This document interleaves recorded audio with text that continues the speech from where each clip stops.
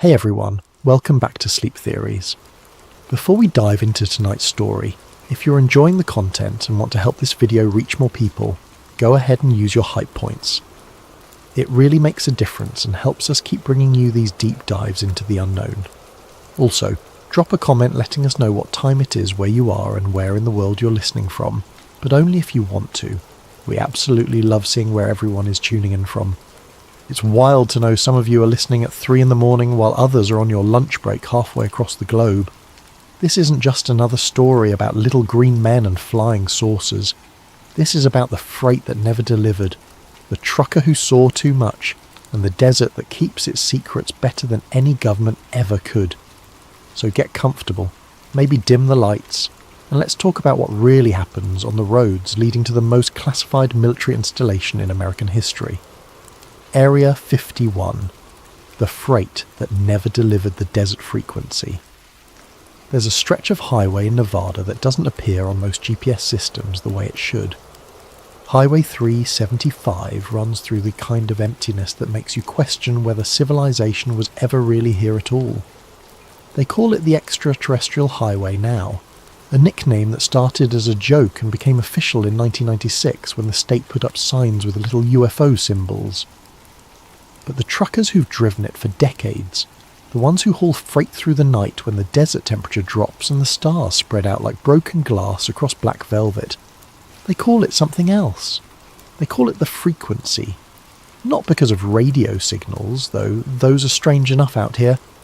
They call it that because of the hum, the feeling, the sense that something underneath the sand is listening, waiting, broadcasting on a wavelength that human ears weren't designed to detect, but human instincts recognise all the same.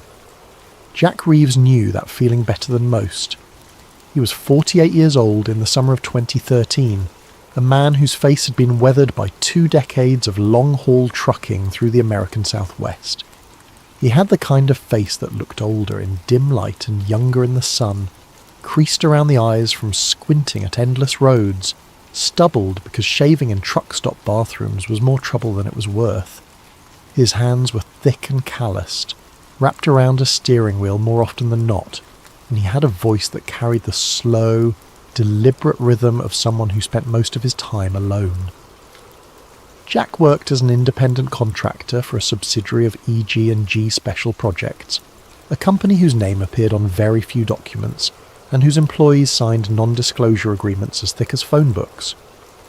EG&G had serviced Groom Lake Airstrip since the early 80s, back when the base officially didn't exist and the government maintained that the lights people saw in the desert sky were swamp gas or weather balloons, or the planet Venus seen through atmospheric distortion.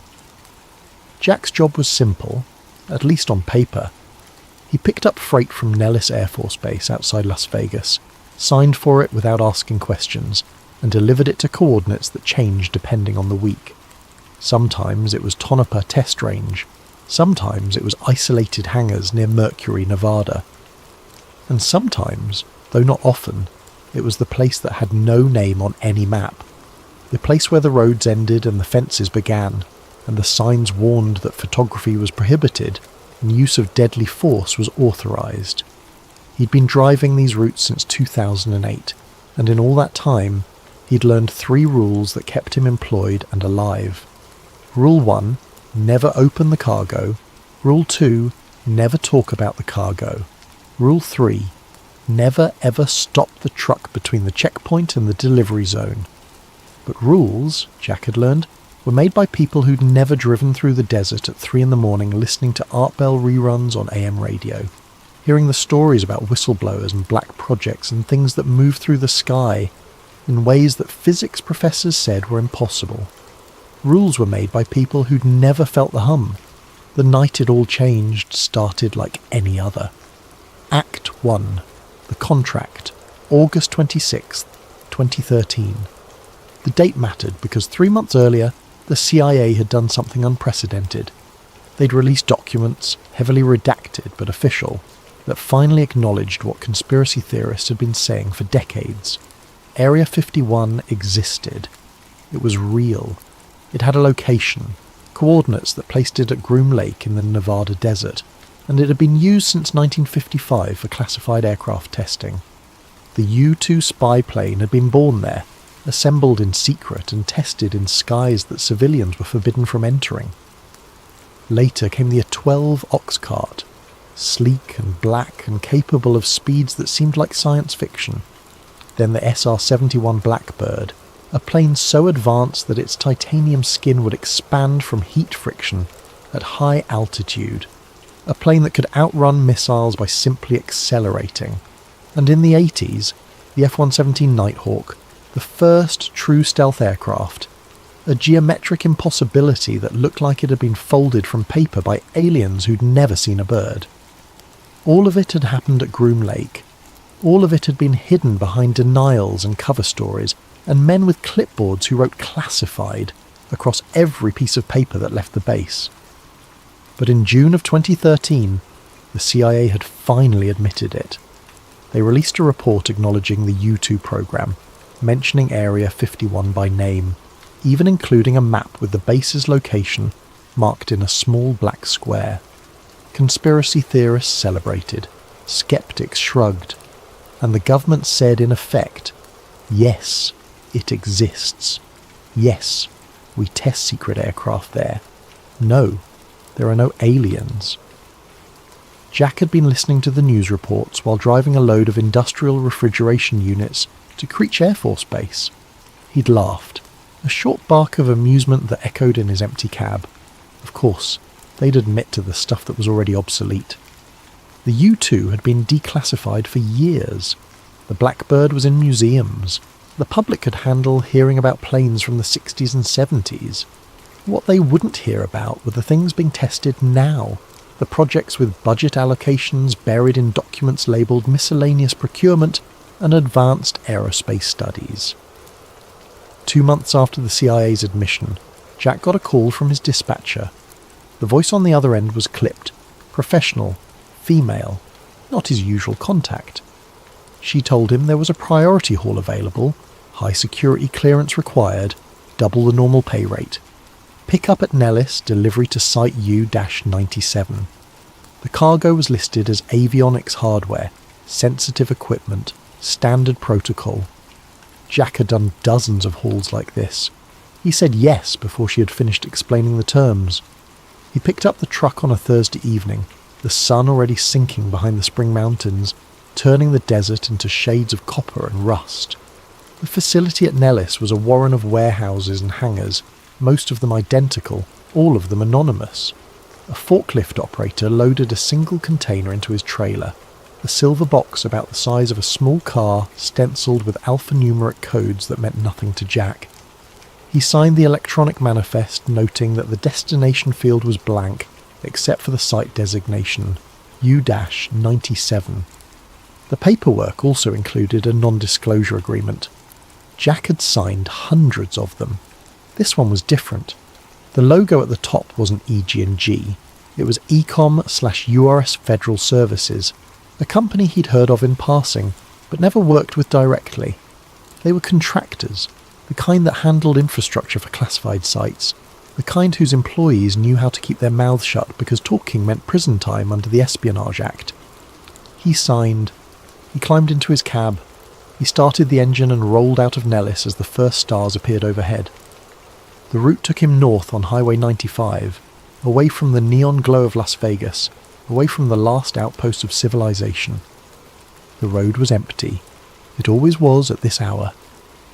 Jack settled into the rhythm of driving, hands loose on the wheel, eyes scanning the horizon for the reflective glint of deer or the sudden appearance of jackrabbits.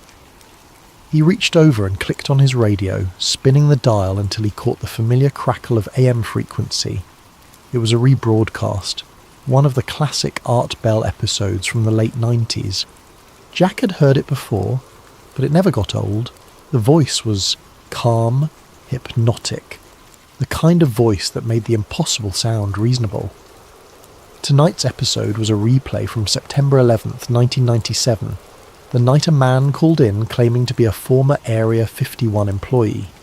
His voice was frantic, panicked, breaking up with static as he described extraterrestrial entities and interdimensional beings and disasters that would wipe out major population centres. Then the line had gone dead. The station satellite feed had cut out, and for the next 30 minutes Coast to Coast AM had been off the air. Jack had always assumed it was a hoax, a performance piece by someone with too much imagination and access to a phone. But listening to it again, alone in his cab with the cargo rattling faintly behind him, he felt the hairs on his arm stand up. The caller's voice had sounded genuinely terrified, and the way the broadcast had been cut off, the way Art Bell himself had sounded confused and unsettled when the show came back online, it all felt too authentic to be staged. The radio crackled. The rebroadcast skipped, static washing over the caller's voice. Jack frowned and reached for the dial, but before he could adjust it, the signal died completely. Just dead air, a hiss of white noise. He glanced at his GPS. The screen was frozen, the little arrow marking his position locked in place even though he was still moving. He tapped it. Nothing. The screen flickered once, then went black. Jack's hands tightened on the wheel. He told himself it was nothing. Electronics failed out here all the time. The military ran jamming tests, radar experiments, God knew what else. His GPS would reboot in a minute. The radio would find another station. He kept driving. Act 2. History on the radio. The desert outside Jack's windshield was a study in monotone, a landscape that looked the same mile after mile. Scrub brush and sand and distant mountains that never seemed to get closer. Above him, the Milky Way was a river of light, so bright that he could see his own shadow on the dashboard. No moon tonight, just stars and silence. And then the radio came back. Not the rebroadcast, not Art Bell. This was something else, a voice that sounded like it was being played from an old reel-to-reel tape. The kind of audio quality you'd hear in a documentary from the 50s. Formal, clipped. The accent was mid-Atlantic, the kind of voice that belonged to newscasters and military spokesmen from an era when people still trusted the government. In 1955, the voice said, the Central Intelligence Agency approved the construction of a covert testing facility in the Nevada desert. The location was chosen for its remoteness, its proximity to existing military infrastructure, and its position beneath restricted airspace. The site, known internally as Groom Lake, would become the birthplace of America's most advanced reconnaissance aircraft. Jack blinked. He hadn't changed the station. He hadn't touched the dial. But somehow his radio had tuned itself to what sounded like a history lecture. The voice continued. The U-2 spy plane, designed by Lockheed's Skunk Works division, under the direction of Clarence Johnson, was first tested at Groom Lake in August of 1955. The aircraft was capable of flying at altitudes exceeding 70,000 feet, far above the range of Soviet radar and interceptor aircraft. Pilots reported that at such heights, the sky above them was not blue but black, and the curvature of the earth was visible on the horizon. Jack found himself listening despite the strangeness of it. He'd always been interested in aviation history, the engineering marvels that had emerged from the Cold War's desperate race for technological supremacy. The U-2 had been a masterpiece of design, a glider with a jet engine, so light and fragile that it could barely land without its wings scraping the runway. In 1962, the voice went on, the CIA initiated Project Oxcart, the development of a successor to the U-2. The resulting aircraft, designated a 12, was capable of speeds exceeding Mach 3 and altitudes of 90,000 feet. Its titanium fuselage could withstand temperatures exceeding 600 degrees Fahrenheit, the result of air friction at hypersonic velocities. Test pilots described the experience as riding a controlled explosion. The radio crackled again. The voice distorted, words stretching and compressing. Jack reached over to adjust the tuning knob, and his hand froze. The voice had changed. It was still formal, still calm, but now it was reading something else, something that sounded like a classified document. Memo to Director of Central Intelligence Alan Dulles.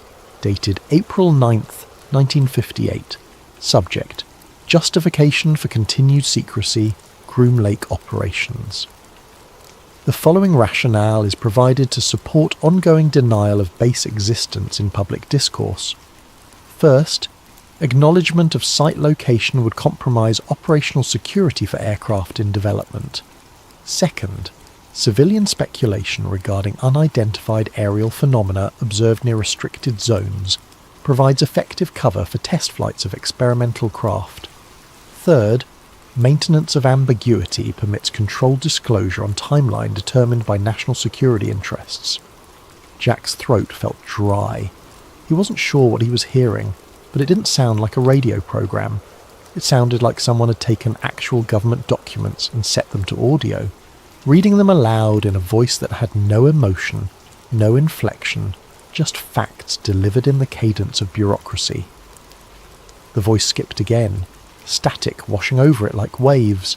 When it came back, it was talking about the 70s. Project Have Blue, initiated in 1976, sought to develop an aircraft with minimal radar cross-section. The resulting prototype, tested at Groom Lake beginning in December of 1977, utilised faceted surfaces to deflect radar energy away from transmitting sources. Pilots reported that ground controllers could not track the aircraft visually or electronically at distances exceeding 5 miles, despite clear atmospheric conditions. Jack thought about the implications of that. A plane that was invisible to radar, a plane that looked, to any observer, like it simply wasn't there.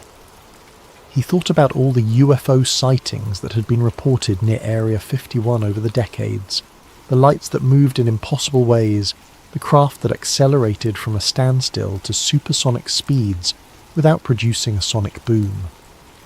How many of those sightings had been experimental aircraft? How many had been deliberate tests to see how people would react to something they couldn't explain? And how many, Jack wondered, had been something else entirely? The radio hissed again. This time when the voice returned, it was reading from something that sounded less like a memo and more like a testimony. Deposition of former Groom Lake contractor Richard Martinez, dated March 3rd, 1994. Mr. Martinez alleges exposure to toxic materials during waste incineration operations conducted at the facility between 1988 and 1991. Symptoms reported include respiratory distress, skin lesions, and neurological impairment. Request for compensation filed under Federal Tort Claims Act. Request denied on grounds that location of alleged exposure remains classified and cannot be confirmed for legal proceedings. Jack had heard about the lawsuits. In the mid-90s, a group of contractors and their families had sued the federal government, claiming that the Air Force had burned barrels of hazardous waste in open pits at Area 51, that the workers had been exposed to carcinogens and radioactive materials, and that several of them had died as a result. The government's response had been to invoke state secrets privilege, to say that even acknowledging the existence of the base would compromise national security. The case had been dismissed. The workers got nothing. The voice on the radio shifted again, and now it was talking about something Jack had never heard of. Project Sigma, Continuity Operations, memorandum dated August 19th, 1974. Authorization granted for establishment of subterranean research facility adjacent to primary testing areas. Purpose: analysis of recovered materials and biological specimens under controlled environmental conditions. Personnel assigned to Sigma operations are to maintain absolute compartmentalization. Disclosure of project details to unauthorized individuals, including other facility personnel, will result in immediate termination of employment and prosecution under relevant statutes. Jack's hands were slick on the steering wheel. Recovered materials, biological specimens. The voice was talking about things that sounded like they'd been pulled directly from a conspiracy theorist's fever dream. But the tone was so matter-of-fact, so clinical, that it was impossible to dismiss as fiction. He glanced at the GPS again. Still dead. He tried his cell phone. No signal. Not even the little indicator that showed he was searching for a tower. just blank, as if the phone had forgotten what a cellular network was. The radio continued. The voice read memo after memo, document after document, each one describing projects and operations that sounded progressively more bizarre. References to trans-medium propulsion systems, mentions of non-terrestrial artifacts, a passage about biological entities exhibiting characteristics inconsistent with known evolutionary taxonomy. Jack reached over and turned the radio off. The voice kept talking. He stared at the dashboard. The radio's power light was off. The display was dark. But the voice continued, emanating from the speakers like it was coming from somewhere deeper than the wiring, like the sound itself had been embedded in the truck. Jack yanked the keys out of the ignition. The engine died. The headlights went dark. The truck coasted forward in silence, momentum carrying it down the highway. And still, faintly, he could hear the voice, now distorted beyond comprehension, words blending into a low hum that resonated in his chest. Then it stopped. The desert was silent. No wind, no insects. Just the sound of his own breathing and the faint tick of the cooling engine. Jack sat in the darkness for a long moment.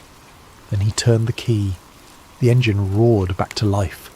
The headlights blazed, illuminating the empty road ahead. The radio stayed off. He drove in silence for the next hour, his mind racing, trying to rationalize what he'd just heard. Radio interference. A bizarre prank. Something to do with the cargo he was hauling. There had to be an explanation. He didn't believe any of them. Act 3. The checkpoint. Jack reached the perimeter checkpoint at 2:17 in the morning. He knew the time because he'd been watching the clock on his dashboard obsessively since the radio incident, grounding himself in the concrete reality of numbers and minutes passing. The checkpoint was a low structure of concrete and reinforced glass, floodlit by sodium vapour lamps that turned the surrounding desert into a stage set, all harsh light and deep shadow. 2 guards stepped out as Jack rolled to a stop. They wore fatigues with no insignia, no name tags, no unit patches. Their rifles were slung across their chests, not aimed but visible. One of them approached the driver's side window while the other circled the truck, a flashlight playing over the trailer's exterior. Jack rolled down the window. The guard held out a gloved hand without saying a word. Jack passed over his ID and the manifest. The guard scanned both with a handheld device, then looked up at Jack's face, comparing it to whatever photo was on file. After a moment, the guard handed the documents back. "Park at the red light," the guard said. His voice was flat, uninflected. "Leave the engine running. Do not exit the vehicle. We'll handle the offload." Jack nodded. He'd done this before, though never at this particular checkpoint. He put the truck in gear and rolled forward, following the painted yellow line on the pavement to a spot marked by a single red traffic signal mounted on a pole. The light wasn't connected to anything. It just stood there, glowing crimson against the darkness. He put the truck in neutral, engaged the parking brake and waited. Through his side mirror, he watched the guards move to the back of the trailer. They worked in silence, their movements efficient and practiced. A motorized pallet jack appeared, rolling out from somewhere beyond the floodlights. The trailer's rear door opened with a metallic clang that echoed across the empty desert. Jack reached for his dash cam.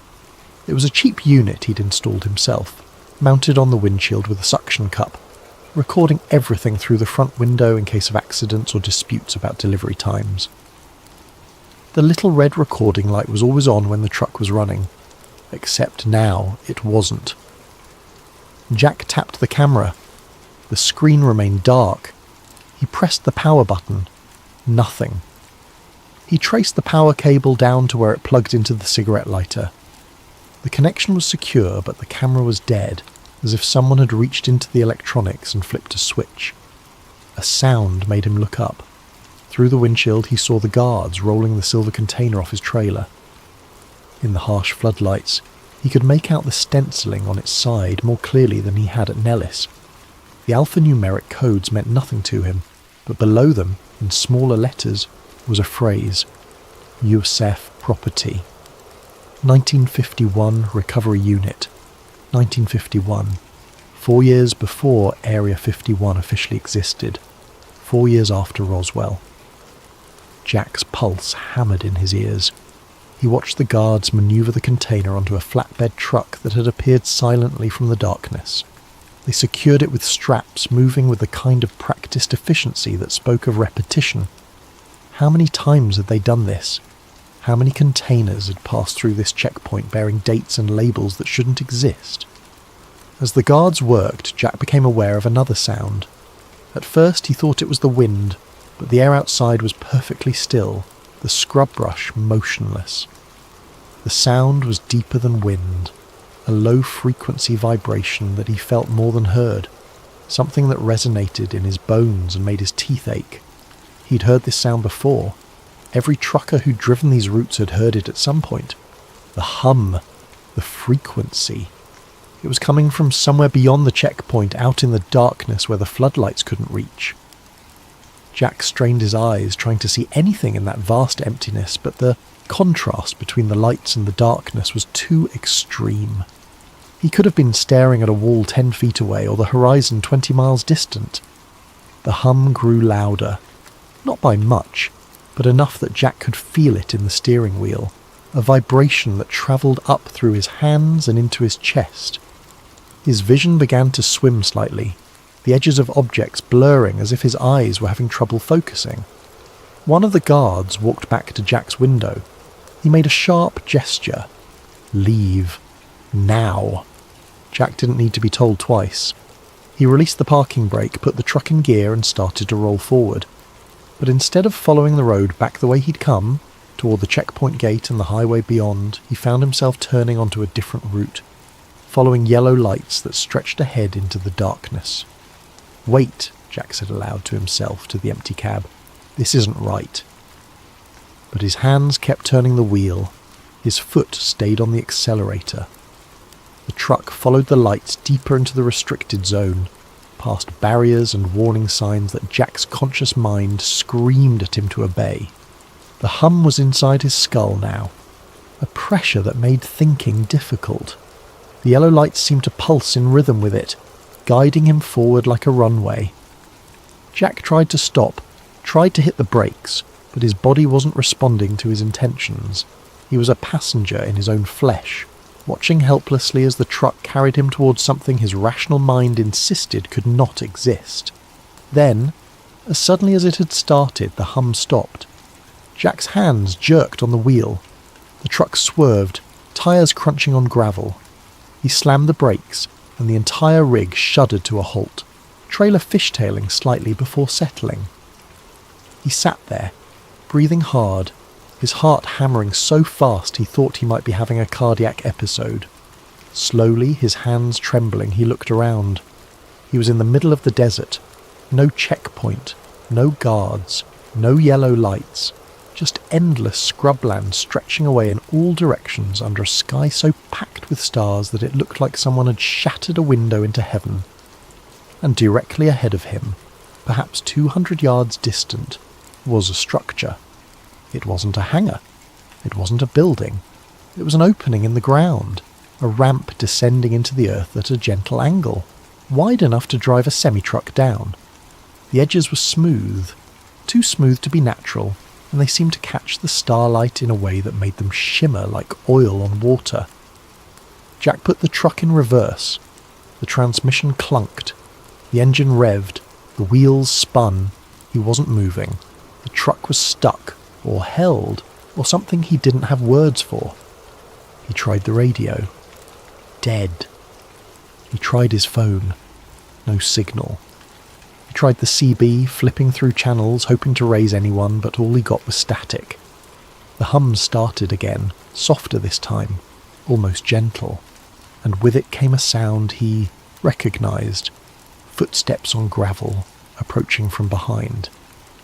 Jack looked in his side mirror. There was nothing there. The footsteps came closer, slow, measured, the sound of boots on loose stone. Jack's hand moved to the door handle. He told himself not to open it. not to step out into the desert night where things moved in ways that couldn't be explained. But his hand was already pulling the handle, already pushing the door open, and he was climbing down from the cab, his legs moving automatically. He turned around. The desert was empty.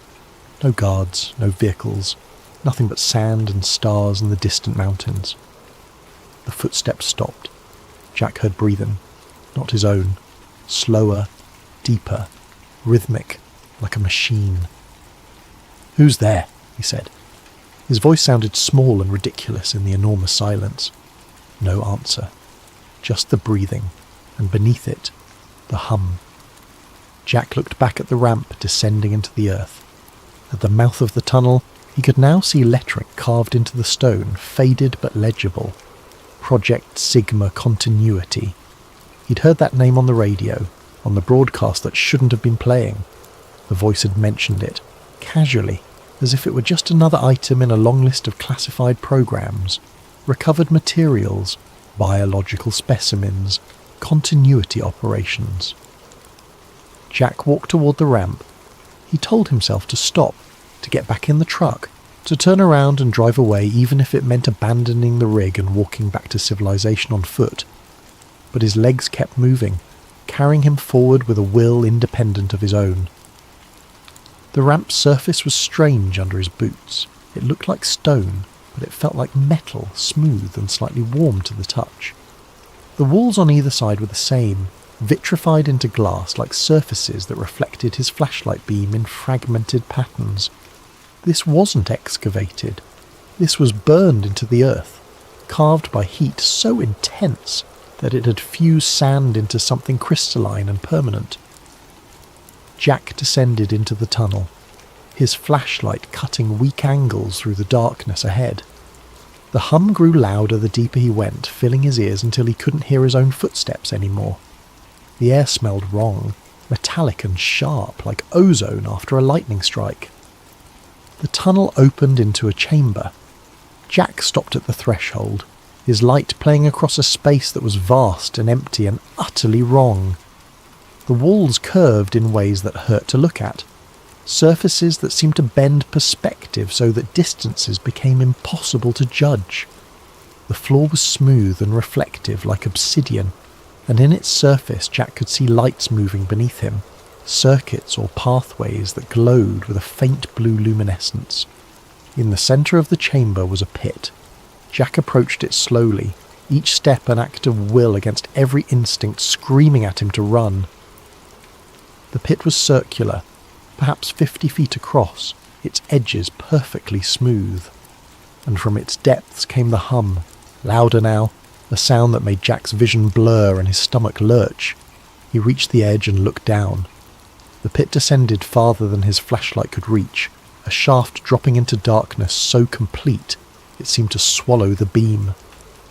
But there was something moving down there, something that reflected light in patterns that shifted and changed, surfaces that appeared and disappeared like images glimpsed through running water. Jack stepped back from the edge.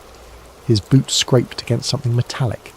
He looked down and saw a panel set flush with the floor, covered in symbols that weren't letters or numbers but something in between, geometric shapes that his mind tried and failed to organise into meaning.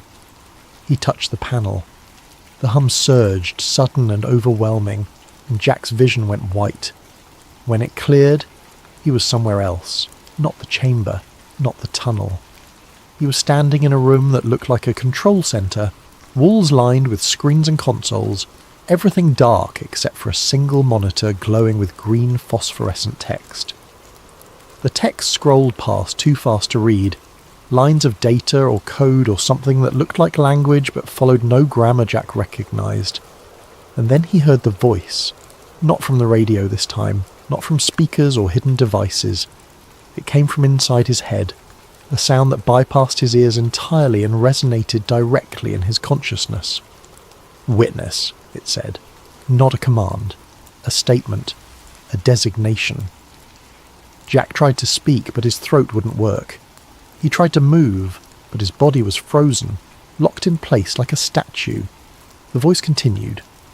Records indicate observation of unauthorized intrusion. Standing protocols require containment and processing. However, current directives prioritize non-intervention in civilian exposure events. You will be returned to perimeter. Memory suppression will be partial to allow for documentation and dissemination through unofficial channels. This serves continuity objectives. Jack's vision blurred again. The room dissolved into static white noise that filled his senses completely. Act 4. The Files and the Fire. When Jack woke up, he was in his truck. The engine was running. The dashboard clock read 4:53 in the morning. He was parked at a rest stop outside Alamo, Nevada, 40 miles from the checkpoint, with no memory of how he'd gotten there. His head pounded. His mouth tasted like copper. Every muscle in his body ached as if he'd been working manual labour for hours. He sat up slowly, checking himself for injuries. Nothing. No cuts, no bruises, no signs of trauma. His clothes were dusty, his boots caked with fine sand, but otherwise he was intact. The trailer was empty. The cargo was gone, delivered or disappeared. Jack didn't know which. He started driving. Not back toward Las Vegas, not toward his dispatcher's office to file a delivery report. He drove to Rachel, Nevada, to the Little Alien, the roadside, a diner that had become a pilgrimage site for UFO enthusiasts and conspiracy theorists. It was the only place Jack could think to go where people might believe what he'd experienced, or at least not call the police when he tried to explain it. The diner was nearly empty at this hour, just a handful of tourists sleeping in their cars outside, and one waitress behind the counter, a woman in her 50s with silver hair and a name tag that read, Margaret. Jack sat at the counter and ordered coffee. When Margaret brought it, he asked if anyone had ever talked to her about working at the base. Margaret smiled, a knowing expression that suggested she'd heard this question 1,000 times. Everyone talks, she said. The question is who's telling the truth and who's just repeating what they heard online. What if someone saw something, Jack asked. Something they can't explain. Margaret poured herself a coffee and leaned against the counter. Then they'd better be ready for people to call them crazy, or a liar, or a government disinformation agent. That's how it works out here. You see something real, and suddenly you're the problem, not what you saw. She gestured to the walls around them. Jack looked up and realised the entire diner was covered in photographs and newspaper clippings. Images of the base from the 50s, aerial shots showing runways and hangars, articles about the workers' lawsuits in '94, the contractors who'd been exposed to toxic waste and denied compensation. Satellite photos from recent years showing new construction, massive hangars that hadn't existed a decade earlier. One photograph caught Jack's eye. It was a surveillance shot clearly taken from a distance, showing a line of white buses parked outside a terminal. The buses had no markings, no logos, just blank white exteriors that reflected the desert sun. Janet flights, Margaret said, following his gaze. That's what they call them. White buses and unmarked planes that ferry workers to the base every day. Nobody knows who those people are or what they do. They sign NDAs that would make your eyes water, and every single one of them has a story about something weird happening out there. Most of them never tell it. Jack sipped his coffee. It was terrible, burnt and bitter, but it was real. It grounded him. You hear about the new construction? Margaret asked. She pulled out her phone, swiping through images until she found what she was looking for. She turned the screen toward Jack. It was a satellite image, dated April 20th, 2023. The photo showed Groom Lake from above, the runways and hangars clearly visible. But there was something new in the frame, a cluster of structures that hadn't been there in previous images. The buildings were massive, hangar-sized, and their roofs were covered in what looked like heat dispersion panels. Someone ran thermal analysis on these, Margaret said. The readings don't make sense. These buildings are generating heat signatures consistent with industrial fusion reactions. That's not airplane testing. That's power generation on a scale that shouldn't exist with current technology. Jack stared at the image. He thought about the pit, the chamber beneath the desert, the hum that had resonated in his bones. "How many people know about this?" he asked. Margaret shrugged. "Couple thousand saw it online. A few scientists commented. Then the website went down and the images got scrubbed from most of the platforms. But the internet remembers everything. You just have to know where to look." Jack spent the next week compiling everything he could find. He bought a laptop at a big box store in Las Vegas, paying cash, using a VPN to browse forums and declassified document archives. He downloaded reports from the CIA's own website, documents released under Freedom of Information Act requests, heavily redacted but still revealing. There were memos about the U-2 program, justifications for maintaining secrecy even after the aircraft was retired. There were reports about Oxcart and Have Blue and a dozen other programs with innocuous names that masked their true purpose. And buried in the footnotes and appendices were references to things that had no explanations. Anomalous radar returns, objects tracked at velocities exceeding Mach 20, incidents where test pilots reported encounters with craft that matched no known profile. Jack started recording audio journals, talking through what he'd experienced, trying to make sense of it. He mixed his own recollections with passages from declassified documents, creating a narrative that grounded the impossible in bureaucratic language. Memo dated March 8th, 1968, he recorded. Subject: unidentified aerial phenomena observed during Oxcart test flight. Pilot reports object pacing aircraft at Mach 3.2, maintaining fixed distance of approximately 500 feet. Object described as spherical, reflective, approximately 30 feet in diameter.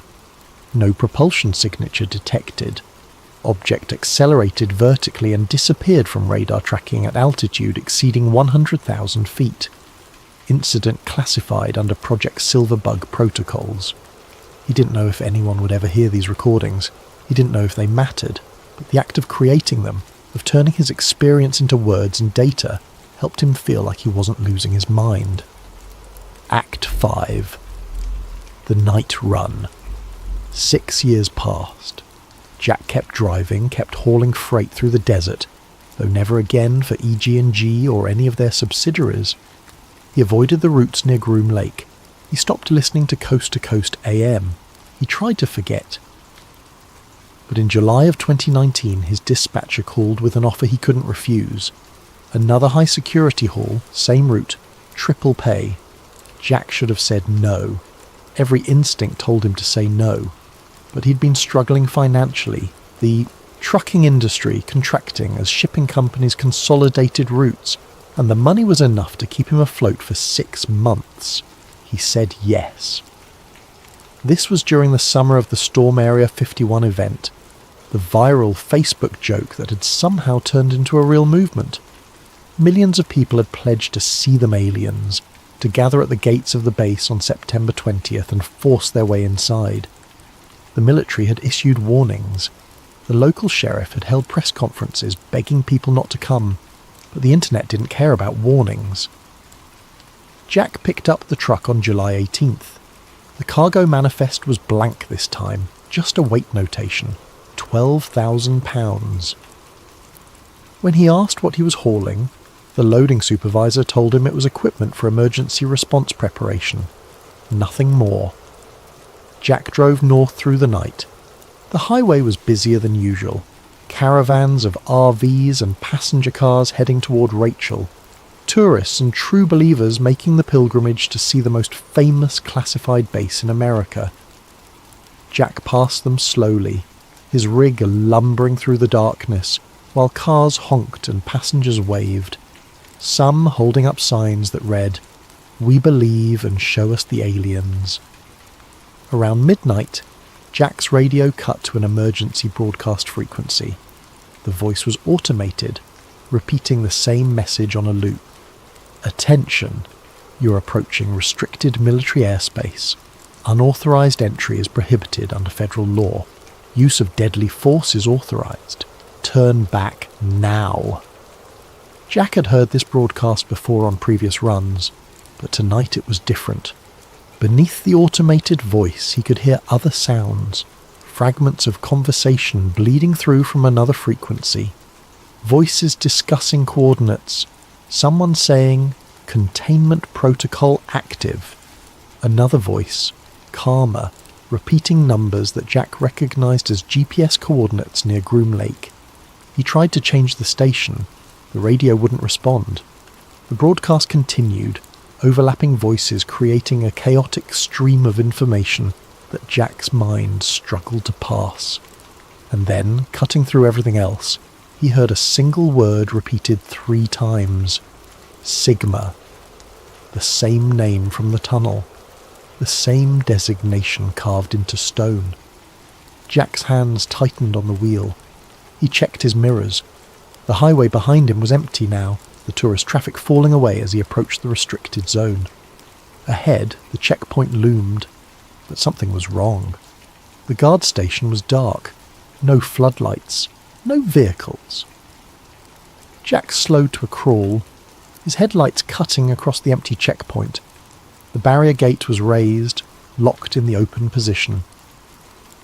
The guard station's windows were dark. No signs of life. He should have turned around. Should have driven back to Vegas and told his dispatcher the delivery was impossible. But something pulled him forward. The same compulsion he'd felt 6 years earlier. He sensed that this was inevitable, that he'd been on a trajectory toward this moment since the night he'd first heard the hum. Jack drove through the checkpoint. No one stopped him. No alarm sounded. He followed the road deeper into the restricted zone, and ahead of him, pulsing in the darkness like a beacon, he saw the red light. The same red light from before, mounted on its pole glowing crimson against the starless sky. Jack stopped the truck beneath it and waited. For a long time, nothing happened. The desert was silent. No hum, no voices, just the tick of the cooling engine and Jack's own breathing. Then the light changed from red to yellow, then to green. Jack looked at the road ahead.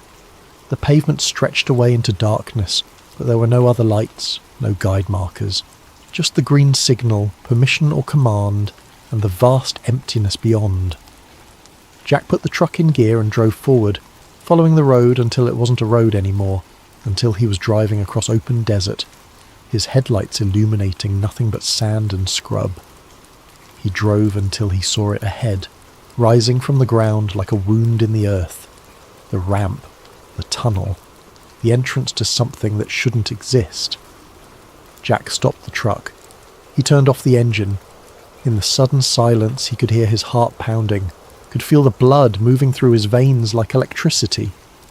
He climbed down from the cab, his boots crunching on sand. The air was cold, colder than it should be in the middle of summer, and there was a smell on the wind like metal and ozone. Jack walked to the ramp's entrance. The lettering was still there, carved into stone that gleamed like glass. Project Sigma. Continuity. He descended into the tunnel. His flashlight was dead, but he didn't need it. The walls glowed with that same faint blue luminescence, enough to see by, enough to navigate. The hum was back, softer than before, a vibration that felt almost welcoming. The tunnel opened into the chamber. Jack stepped through, and his breath caught. The pit was no longer empty. Something rested at its bottom, something that caught the light and bent it. Surfaces shifting through colours that Jack had no names for. It was massive, easily the size of a house, and it was moving, rotating slowly on an axis that seemed to exist in more than 3 dimensions. As Jack watched, the object began to rise. It moved in complete silence, no engines, no propulsion system visible. It simply lifted, defying gravity with the casualness of a balloon released into the wind. The surfaces reflected the chamber's blue light, casting patterns across the walls that looked like language, like diagrams, like star charts from a perspective no human had ever seen. Jack pulled out his phone, his hands shaking. He raised it, framing the rising object in the camera, and pressed record. The screen went white. The phone died in his hand, all its electronics fried by something Jack couldn't perceive. The object continued to rise, reaching the level of the chamber floor, then moving past him toward the tunnel entrance. Jack turned to watch it go. This impossible thing gliding up the ramp and out into the desert night. He followed it. When Jack emerged from the tunnel, the object was hovering above the desert floor, perhaps 50 feet up, rotating slowly. It cast no shadow despite the starlight. It made no sound, and then it moved. Not gradually, not with acceleration. It simply changed position, from hovering above the desert to being a mile away in an instant, a transition that Jack's eyes couldn't track, because it happened between frames of perception. The object disappeared into the southern sky, a point of light that faded to nothing. Jack stood in the desert for a long time after it was gone. Eventually he walked back to his truck, climbed into the cab and started the engine. His CB radio crackled to life. Jack grabbed the mic out of habit, keying it. "Tell Art Bell he was right," Jack said into the static. His voice was calm, matter-of-fact, the voice of a man reporting something he had witnessed on the road. "Tell him they're real, and they've been here the whole time." He released the mic. The static continued for a moment, then resolved into silence. Jack drove. Act 6. Aftermath. They found Jack's truck 3 days later, parked at mile marker 23 on Highway 95, engine running, lights on. The driver's door was open, the keys were in the ignition. The CB radio was still recording, 68 hours of continuous static. Jack Reeves was never found. The official investigation concluded that he'd experienced a mental health crisis and wandered into the desert, where he likely succumbed to dehydration or exposure. Search and rescue teams combed the area for weeks, using helicopters and heat-sensing equipment, but found no trace. His truck was impounded. The cargo it had been carrying, whatever it was, had vanished. The manifest showed a delivery to Site U-97, but when investigators followed up, they were told no such site designation existed, and no delivery had been scheduled for that date. The audio recordings Jack had made, the journals and compiled documents, were found on his laptop at his apartment in Las Vegas. His sister listened to them once, then deleted them. She didn't want to believe her brother had been losing his mind. She didn't want the recordings to exist as evidence of his decline, but someone had already uploaded them. Before the laptop was erased, someone had copied the files and posted them to a forum dedicated to Area 51 research. The posts were deleted within hours, but by then they'd been downloaded by hundreds of people, mirrored across dozens of sites. Jack's story became one more thread in the endless tapestry of conspiracy theories surrounding the base. Some people believed it, most didn't. A few claimed they'd had similar experiences, that they'd heard the hum or seen the lights or been pulled into situations they couldn't explain. None of it could be verified. None of it was proven. But in June of 2023, 4 years after Jack's disappearance, commercial satellite imagery of Groom Lake revealed something new. A scar in the desert floor, roughly 600 feet in diameter, perfectly circular, the sand fused into glass. The heat required to create that kind of vitrification was estimated at temperatures exceeding 2,500 degrees Fahrenheit. No known aircraft or weapon system could generate that kind of focused thermal energy. The government offered no explanation. When journalists asked about the scar, Air Force spokespeople repeated the standard line: "We don't discuss operations at testing facilities." The scar is still there, visible in satellite images for anyone with an internet connection to see. It sits in the desert like a punctuation mark, the period at the end of a sentence that was never finished. Ending. The desert still breathes. Area 51 began as a runway for spy planes. The U-2, the Oxcart, the Blackbird, aircraft so advanced they seemed like science fiction, even to the pilots who flew them. Later came stealth technology, drones, hypersonic vehicles, each generation pushing further into realms that most people assumed were impossible. But maybe, just maybe, Some of what they were testing out there wasn't built in Lockheed's Skunk Works or Northrop's Black Projects division. Maybe some of it was recovered, studied, reverse engineered from something that came from somewhere else. Or maybe it's simpler than that. Maybe Area 51 is exactly what the government says it is. A test facility for classified aircraft, nothing more. Maybe all the lights in the sky are ours. All the strange radar returns are experimental craft. All the stories are just that. Stories told by people who saw something they couldn't explain and filled in the gaps with their imaginations. But if that's true, then why the secrecy that persists decades after the Cold War ended? Why the lawsuits that get dismissed on national security grounds? Why the satellite photos showing construction that doesn't match any known industrial purpose? Why the scar in the desert fused into glass by heat that shouldn't exist? Jack Reeves drove freight through the Nevada desert for over a decade. He was a reliable contractor, a man who followed rules and kept his mouth shut. Until the night he didn't come home, until the night he left his truck running on an empty highway and walked into the darkness. They say the desert keeps its secrets, that the sand and the wind erase everything eventually, grinding down evidence and memory until nothing remains but stories. But the desert isn't empty. It's full of things we built and things we found and things we still don't understand. And somewhere out there, beneath runways and hangars and tunnels that don't appear on any map, something is still humming, still waiting, still watching the skies for signals we can't interpret and responding in ways we're not equipped to comprehend. Area 51 is real. The documents prove it. The satellites show it. The history confirms it. What happens inside is another question. And maybe, just maybe, the answer is something we're not ready to hear. Area 51 remains an active United States Air Force operating location. Public access is prohibited. No evidence of extraterrestrial technology has ever been officially released. The lights over Groom Lake continue to appear. The hum continues to resonate. And somewhere in the desert beneath the stars the frequency still broadcasts. For those who know how to listen.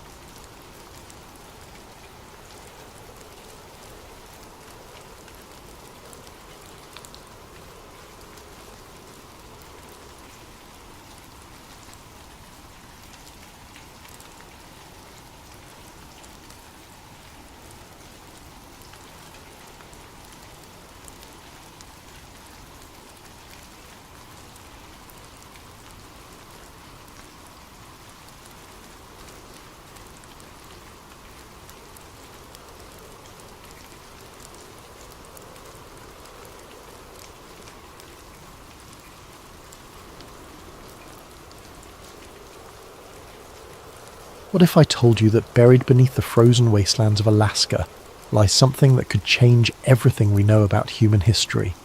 Something that's not ancient at all, but very much alive. Tonight's story comes from a request by Mittal Patel 9283. Thank you for this incredible suggestion. If you have ideas for future stories, please leave them in the comments below. And if you enjoy these tales that blur the line between fact and fiction, don't forget to like and subscribe to Sleep Theories for more mysterious stories that will keep you wondering. My name doesn't matter for this story. What matters is what I found beneath 200 feet of Alaskan permafrost, and why the government wants me to forget it ever existed. I'm a civil engineer, nothing glamorous about it. I measure soil density, calculate load-bearing capacities, and make sure buildings don't sink into the ground. For 15 years, I've worked contracts across the country, from Florida swamplands to Nevada deserts. Alaska was supposed to be just another job. The US Army Corps of Engineers hired me in March 2023 to survey land stability for a proposed pipeline route. Nothing unusual there. Energy companies are always looking to move oil from point A to point B, and they need someone to tell them their pipes won't crack when the ground shifts. The pay was good, the timeline was reasonable, and I needed the work. The assignment took me to a stretch of wilderness about 60 miles northwest of Fairbanks. On paper, it looked simple, a 3-month survey of geological stability across a 40-mile corridor. I'd use ground-penetrating radar, seismographs and core samples to map what lay beneath the surface. Standard procedure. I should have known something was off when they gave me a satellite phone with specific instructions to check in every 12 hours. Weather can change fast up there, the project coordinator explained. We need to know you're alive. But Alaska's a dangerous place. People disappear into the wilderness all the time. It seemed reasonable. I flew into Fairbanks on a Tuesday in April, rented a heavy-duty pickup truck and loaded it with equipment.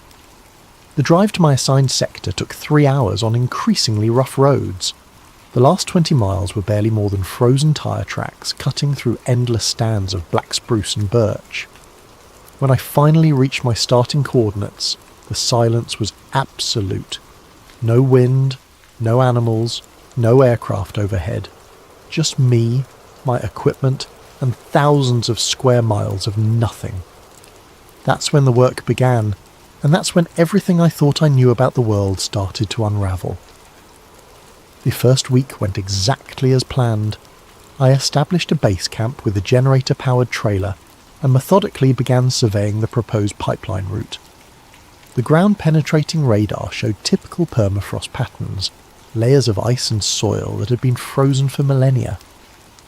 My seismograph readings were clean, showing the kind of stable bedrock that pipeline engineers love to see.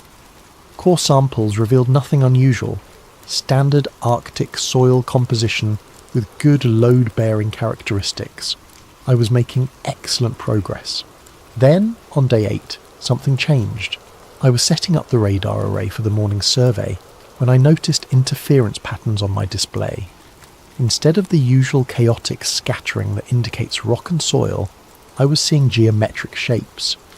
At first I assumed it was equipment malfunction. Electronic devices can act strangely in extreme cold, and I'd been pushing my gear hard.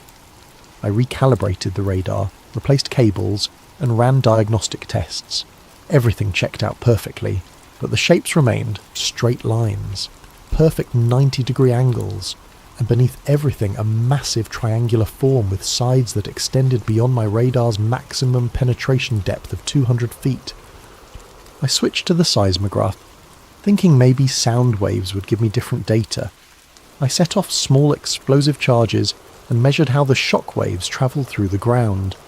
Standard geological surveying technique. The results made no sense. Sound waves were reflecting off something solid and geometrically perfect about 150 feet down. The reflection pattern showed clean edges, flat surfaces, and precise angles. In nature, you don't find precise angles. Rivers meander, mountains erode into curves, and rock formations crack in random patterns. This was something else entirely. I spent the rest of that day running every test I could think of. Different frequencies, multiple angles, overlapping surveys. Every single measurement confirmed the same impossible truth. There was a massive pyramid buried beneath the permafrost, and it was huge. My calculations suggested sides at least 800 feet long, significantly larger than the Great Pyramid of Giza. The depth readings indicated it was sitting on bedrock, which meant it had been built on the surface and then buried by millions of years of geological processes. Except that made no sense either. Alaska's geological history doesn't include ancient civilizations capable of megalithic construction. The entire region was under glacial ice, until relatively recently in geological terms. I sat in my trailer that night staring at the printouts and digital displays, trying to find any explanation that didn't challenge everything I understood about engineering and archaeology. Maybe it was a natural formation that just happened to look geometric. Maybe my instruments were picking up interference from buried metal or deposits. Maybe the extreme cold was affecting my equipment in ways I didn't understand. But deep down I knew I was looking at something artificial, something that had been deliberately constructed and then hidden beneath the ice. The question was, who built it, and why? I needed supplies, and more importantly, I needed to talk to someone who knew the area's history. The nearest settlement was a village called Yukon Crossing. Population 127 according to the road sign. It was a 40-minute drive south on a road that tested every shock absorber in my truck. Yukon Crossing looked like a lot of rural Alaskan towns. A handful of weathered buildings clustered around a general store and a combination post office does gas station. Most of the residents lived in trailer homes or log cabins scattered among the trees.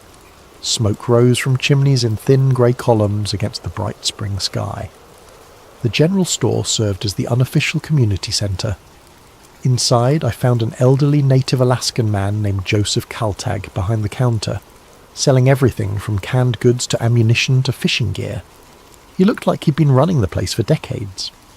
"You're the pipeline engineer," he said before I could introduce myself. It wasn't a question. "Word travels fast," I replied. "Not much happens around here." He rang up my purchases: batteries, fuel canisters, and enough food to last another week.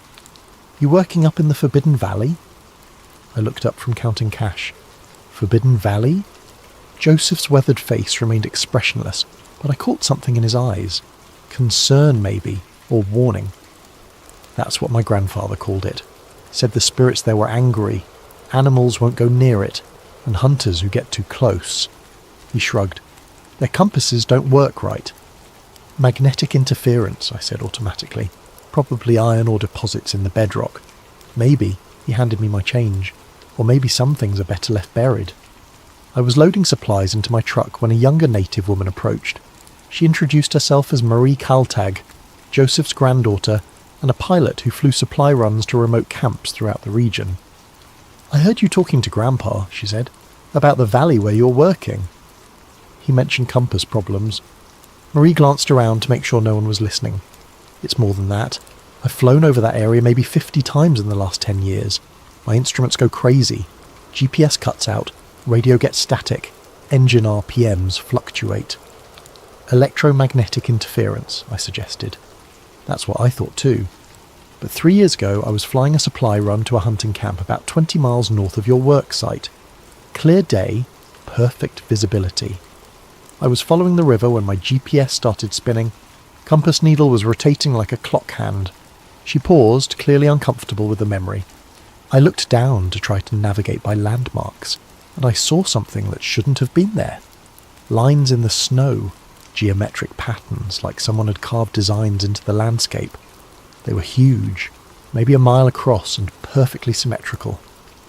Could have been natural formations, wind patterns, erosion channels. Marie shook her head. "I've been flying over Alaska my whole life. I know what natural looks like. This was artificial. And when I flew back over the same area a week later, the lines were gone, covered by fresh snow." I thanked her for the information and headed back to camp, but I couldn't stop thinking about what she'd said. Geometric patterns in the snow, electromagnetic interference, compasses spinning wildly. It all pointed to the same conclusion I was trying to avoid. Something beneath the permafrost was actively affecting the environment around it.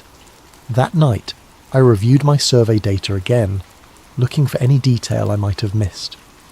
The pyramid structure was consistent across all my measurements, but there was something else. Subtle variations in the electromagnetic readings that suggested complex internal architecture. Whatever was down there, it wasn't just a solid mass of stone. It had chambers, passages, and what looked like intricate internal mechanisms. And according to my instruments, some of those mechanisms were drawing electrical current. I woke up on day 12 to the sound of helicopter rotors. From my trailer window I could see a Black Hawk settling onto a flat area about 200 yards from my camp. No military markings, but the aircraft had the unmistakable look of government hardware. 3 men in winter camouflage climbed out as the rotors spun down. They walked directly to my trailer with the confident stride of people who expected cooperation. The leader was a tall man with close-cropped hair and reflective sunglasses. His companions looked like soldiers trying to dress like civilians, too alert, too fit, and carrying themselves like they had weapons hidden under their jackets. "Mr. Harrison," the leader said, reading my name from a tablet.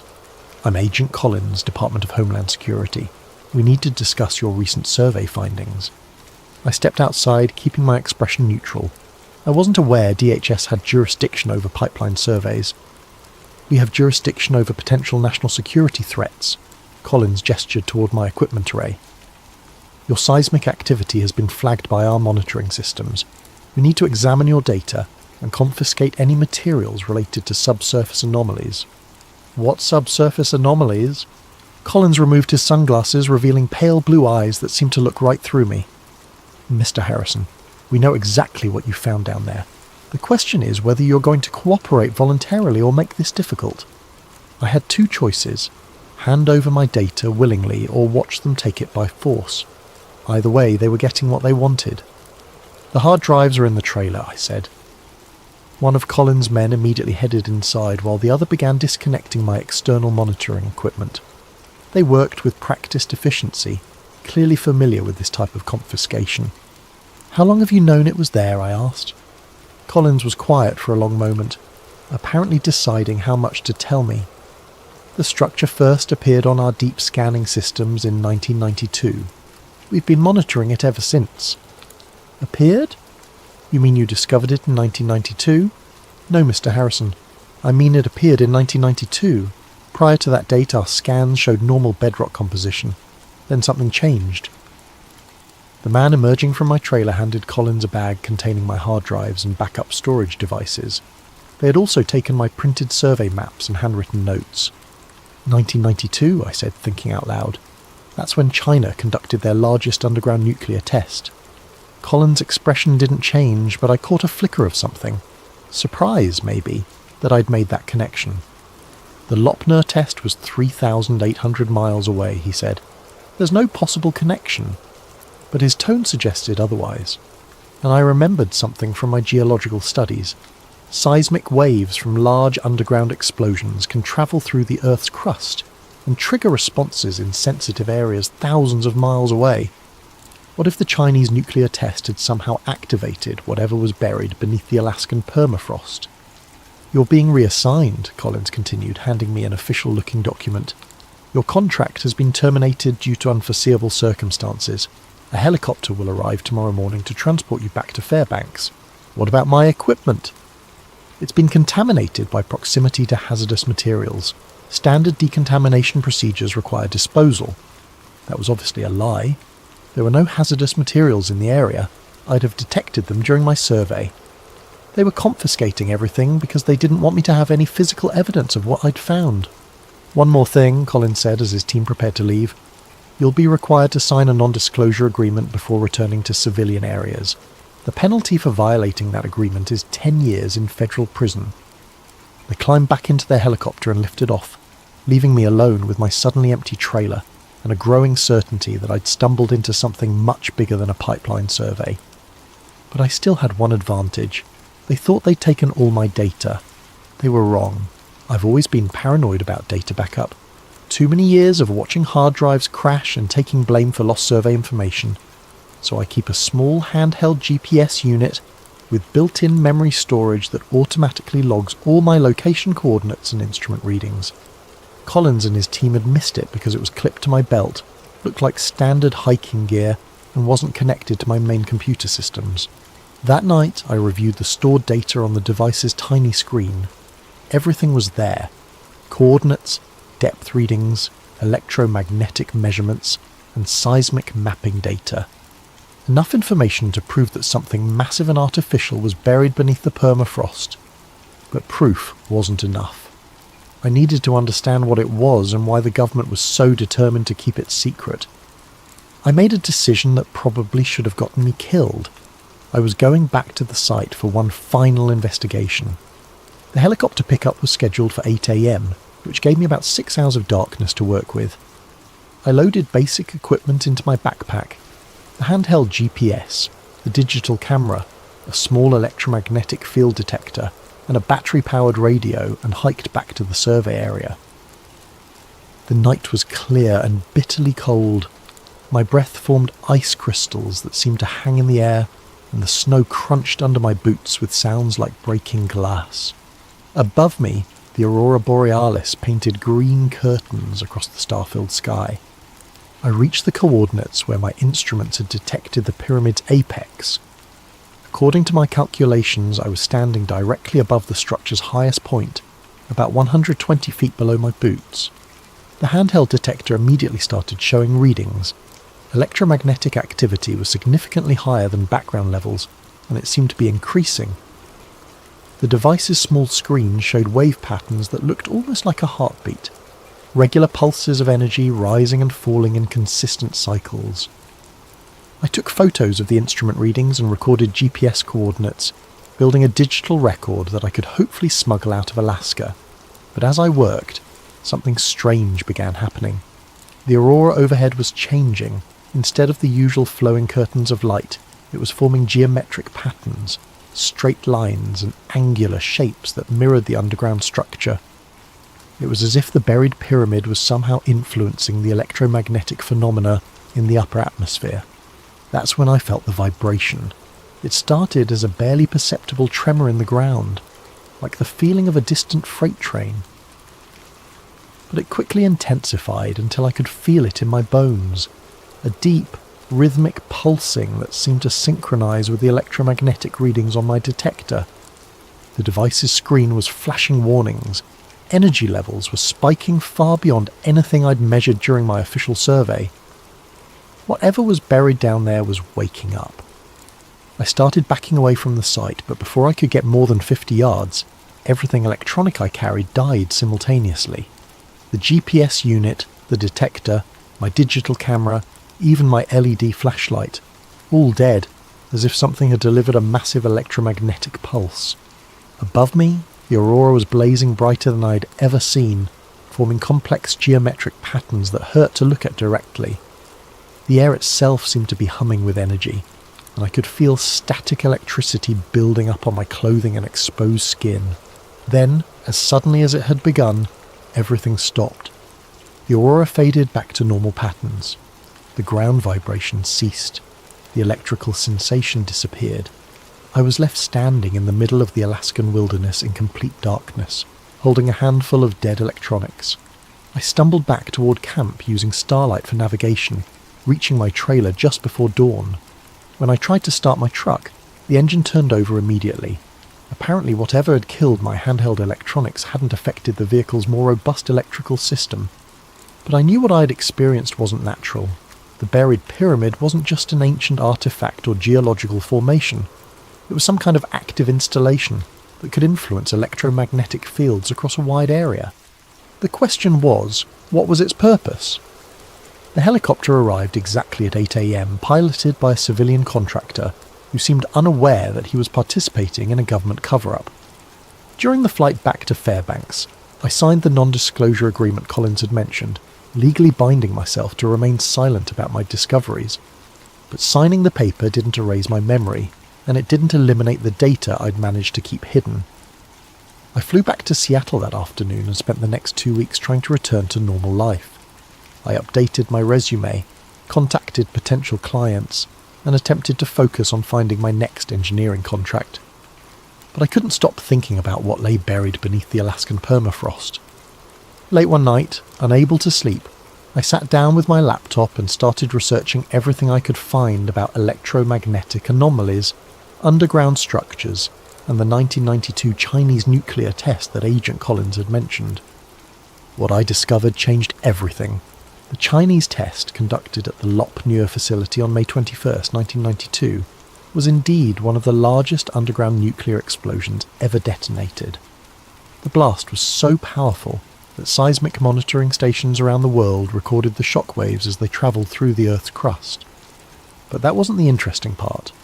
I found archived scientific papers describing unusual electromagnetic phenomena that occurred globally in the days following the test. Radio disruptions, satellite communication failures, and compass anomalies were reported from locations thousands of miles away from the blast site. Most significantly, several research stations in Alaska reported sudden spikes in local electromagnetic activity, beginning approximately 6 hours after the Chinese detonation. Exactly the amount of time it would take seismic waves to travel through the Earth's crust from Lop Nür to Alaska. I cross-referenced these reports with geological surveys of the Alaskan region and found something that made my blood run cold.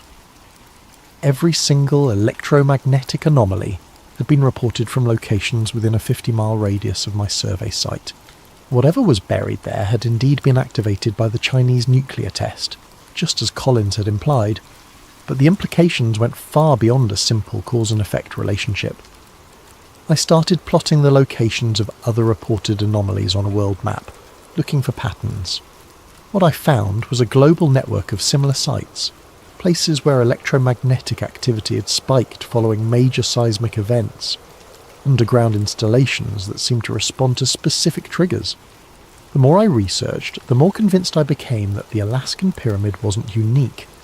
It was part of a worldwide system of buried structures, all apparently designed to respond to geological disturbances, but designed by whom, and for what purpose? I thought back to the night I'd witnessed the energy pulse, remembering how the aurora borealis had formed geometric patterns directly above the burial site. Aurora phenomena are caused by charged particles from the sun interacting with Earth's magnetic field. If the underground structure could influence those interactions, it was essentially broadcasting energy into space. What if the buried pyramids weren't ancient monuments at all? What if they were communication devices, a global network designed to transmit signals to somewhere far beyond Earth? The possibility was terrifying and fascinating in equal measure. If I was right, then humanity shared the planet with technology that predated our entire civilization by potentially millions of years. Technology that was still active, still responding to triggers, still sending messages to unknown recipients. I spent weeks researching similar sites around the world, building a database of locations where unusual electromagnetic phenomena had been reported following major seismic events. The pattern that emerged was undeniable, a global network of transmission stations, all apparently activated by disturbances in the Earth's crust. But before I could take my research any further, I received a letter that ended my investigation permanently. The letter arrived exactly 1 month after my return from Alaska. It was delivered by certified mail to my apartment address, though I hadn't given that information to anyone connected with the pipeline project. The return address showed only Department of Interior Special Projects Division, with a Washington, D.C. postal box number. Inside was a single page of official letterhead containing a brief message. Mr. Harrison, this communication serves as final notice regarding your terminated contract with the U.S. Army Corps of Engineers, Project Classification, Black Ice. Subsequent to your departure from the survey area, additional geological analysis has determined that the subsurface structure you detected is not archaeological in nature. The structure is an active installation of unknown origin that poses potential risks to national security. Any attempt to publicise information related to this discovery will result in immediate prosecution under the Espionage Act of 1917.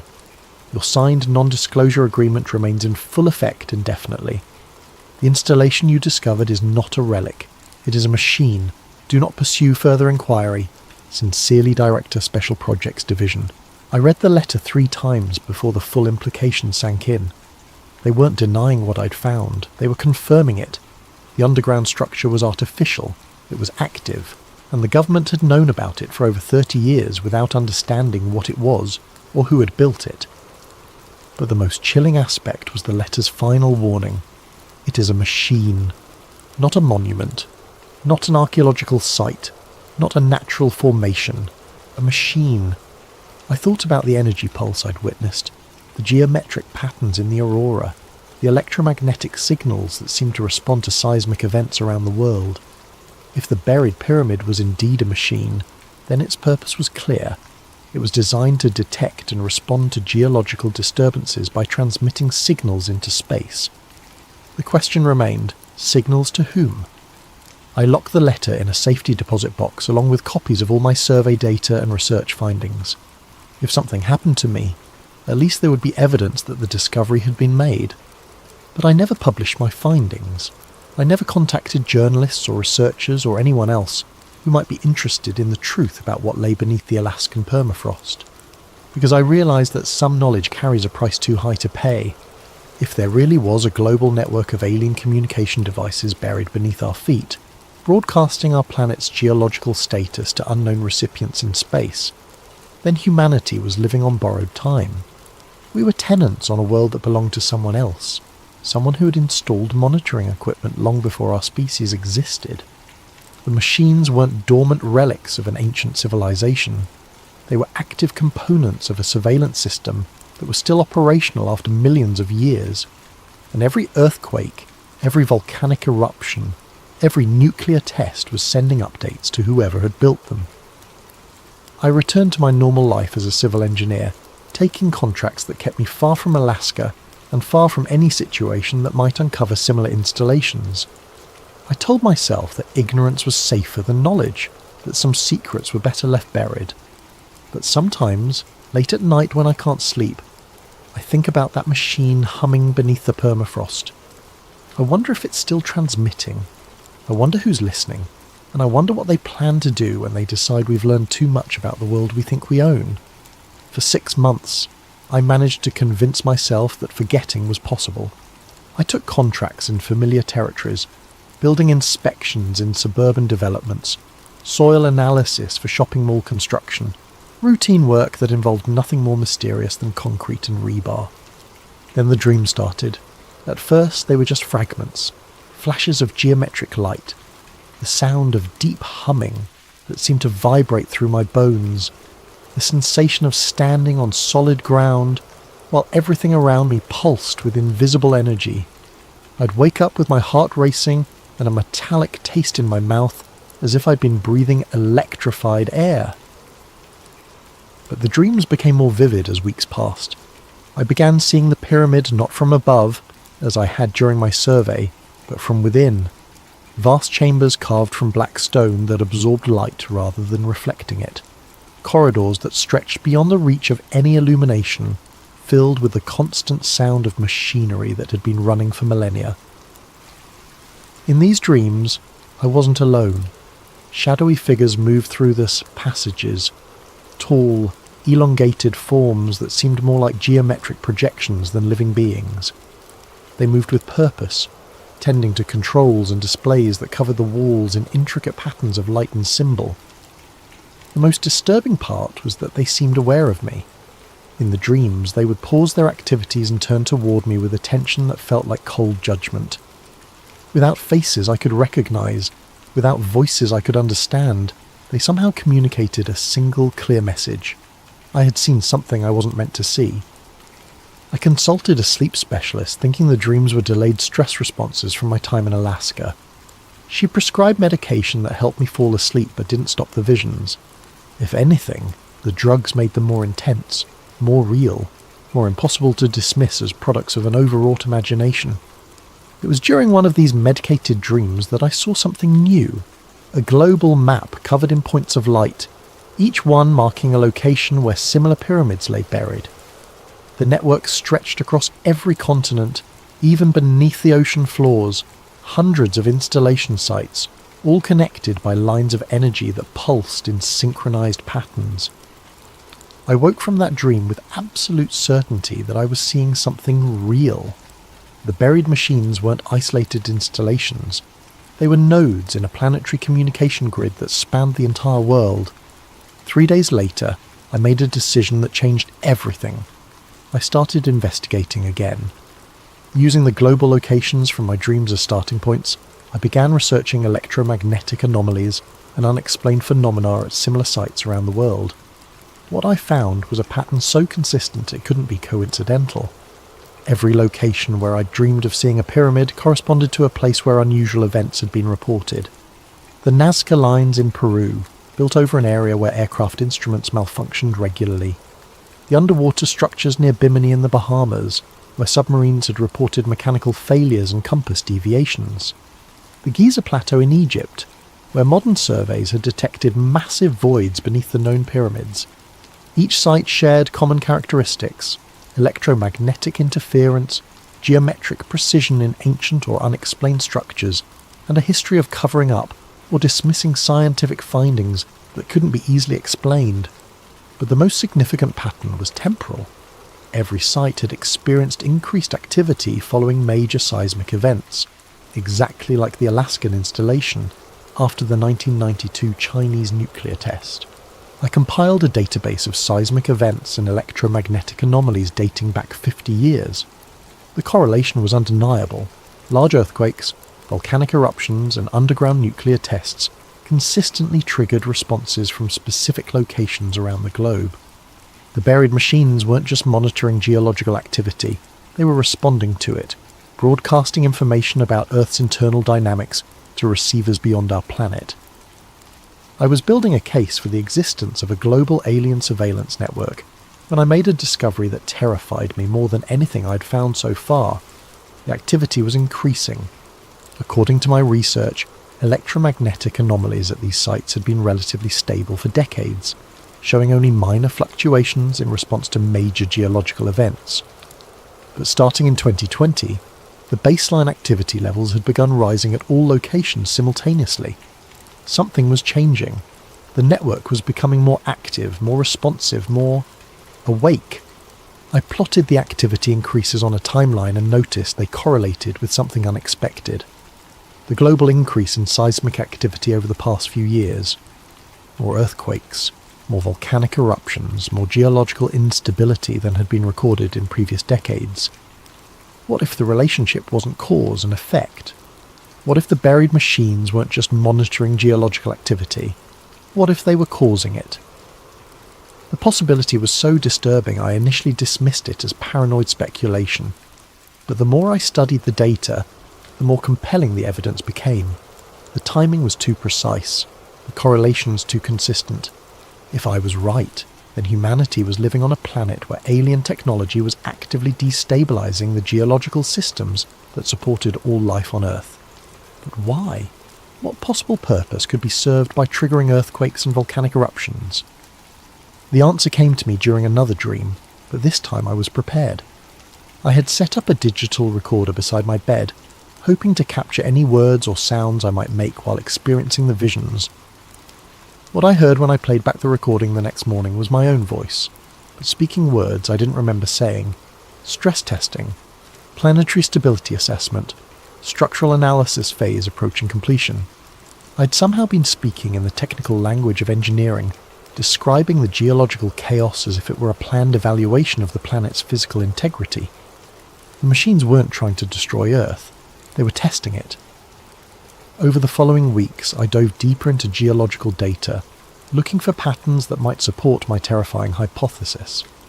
What I found convinced me that the buried network was conducting a systematic analysis of Earth's structural stability.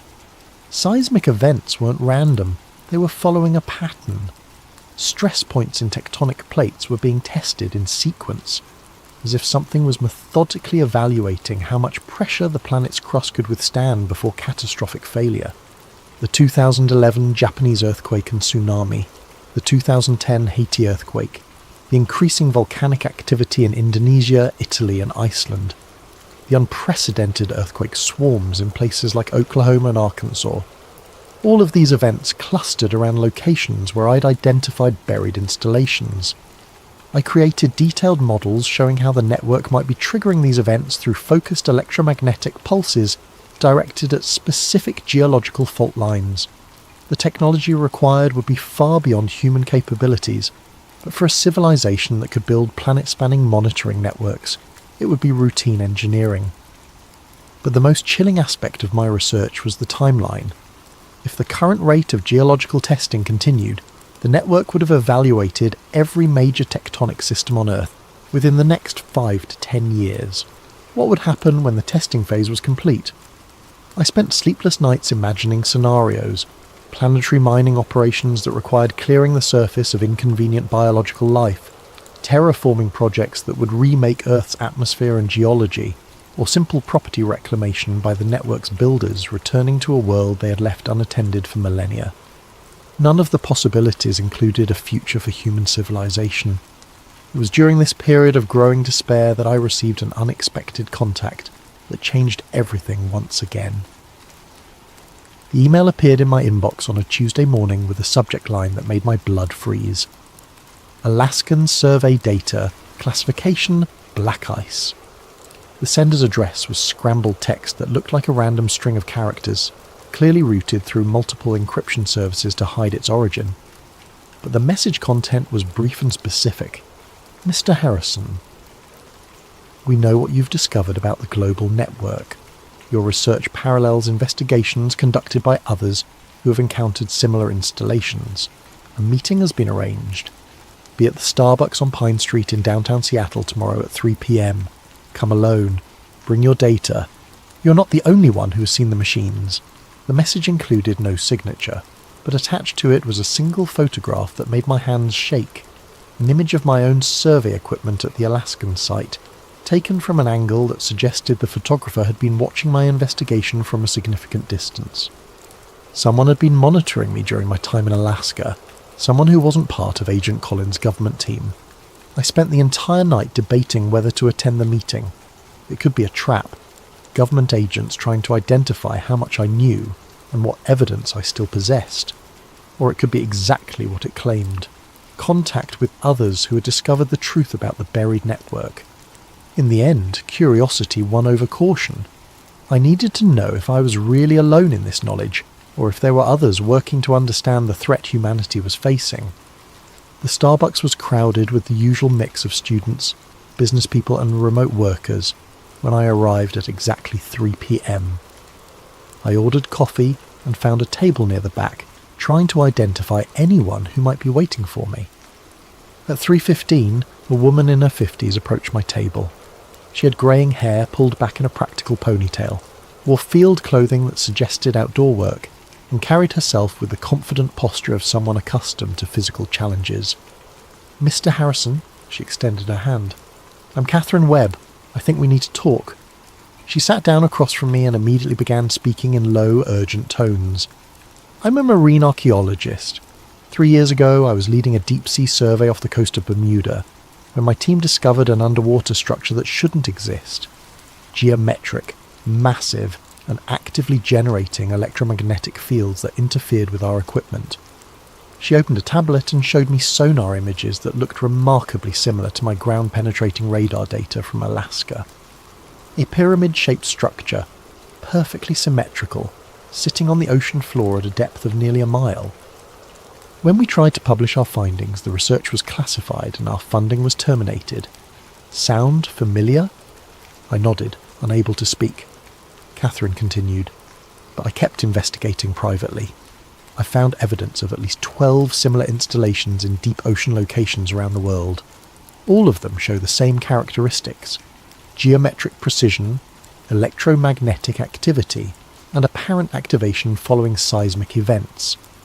She showed me more images: underwater structures near Japan, the Mediterranean, the Mid-Atlantic Ridge. Each one was clearly artificial, clearly ancient, and clearly active. "There are others," she said. "A geologist in Australia who found similar structures in the outback. An archaeologist in Egypt who discovered chambers beneath the Sphinx that contain technology that shouldn't exist. A seismologist in Chile who documented electromagnetic pulses preceding earthquake activity. How many others? We've identified 17 researchers worldwide who have encountered installations or phenomena that appear to be part of the same network. Most have been silenced through official pressure, funding cuts, or career destruction. A few have simply disappeared."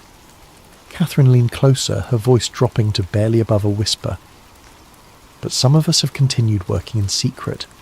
We've been sharing data, building a comprehensive picture of what we're dealing with. And what are we dealing with? A global surveillance and control system that's been operating for thousands of years, possibly millions. The installations aren't just monitoring Earth, they're managing it, controlling geological processes, atmospheric composition, even biological evolution through environmental manipulation. The implications hit me like a physical blow. We're not alone on this planet. We never have been. The question is whether humanity developed naturally, or whether we're the result of controlled biological development guided by whoever built the network." Catherine showed me more data. Archaeological evidence of genetic bottlenecks in human evolution that corresponded to periods of unusual geological activity, atmospheric changes that seemed to follow patterns rather than random climate variation, even extinction events that appeared to have been artificially triggered.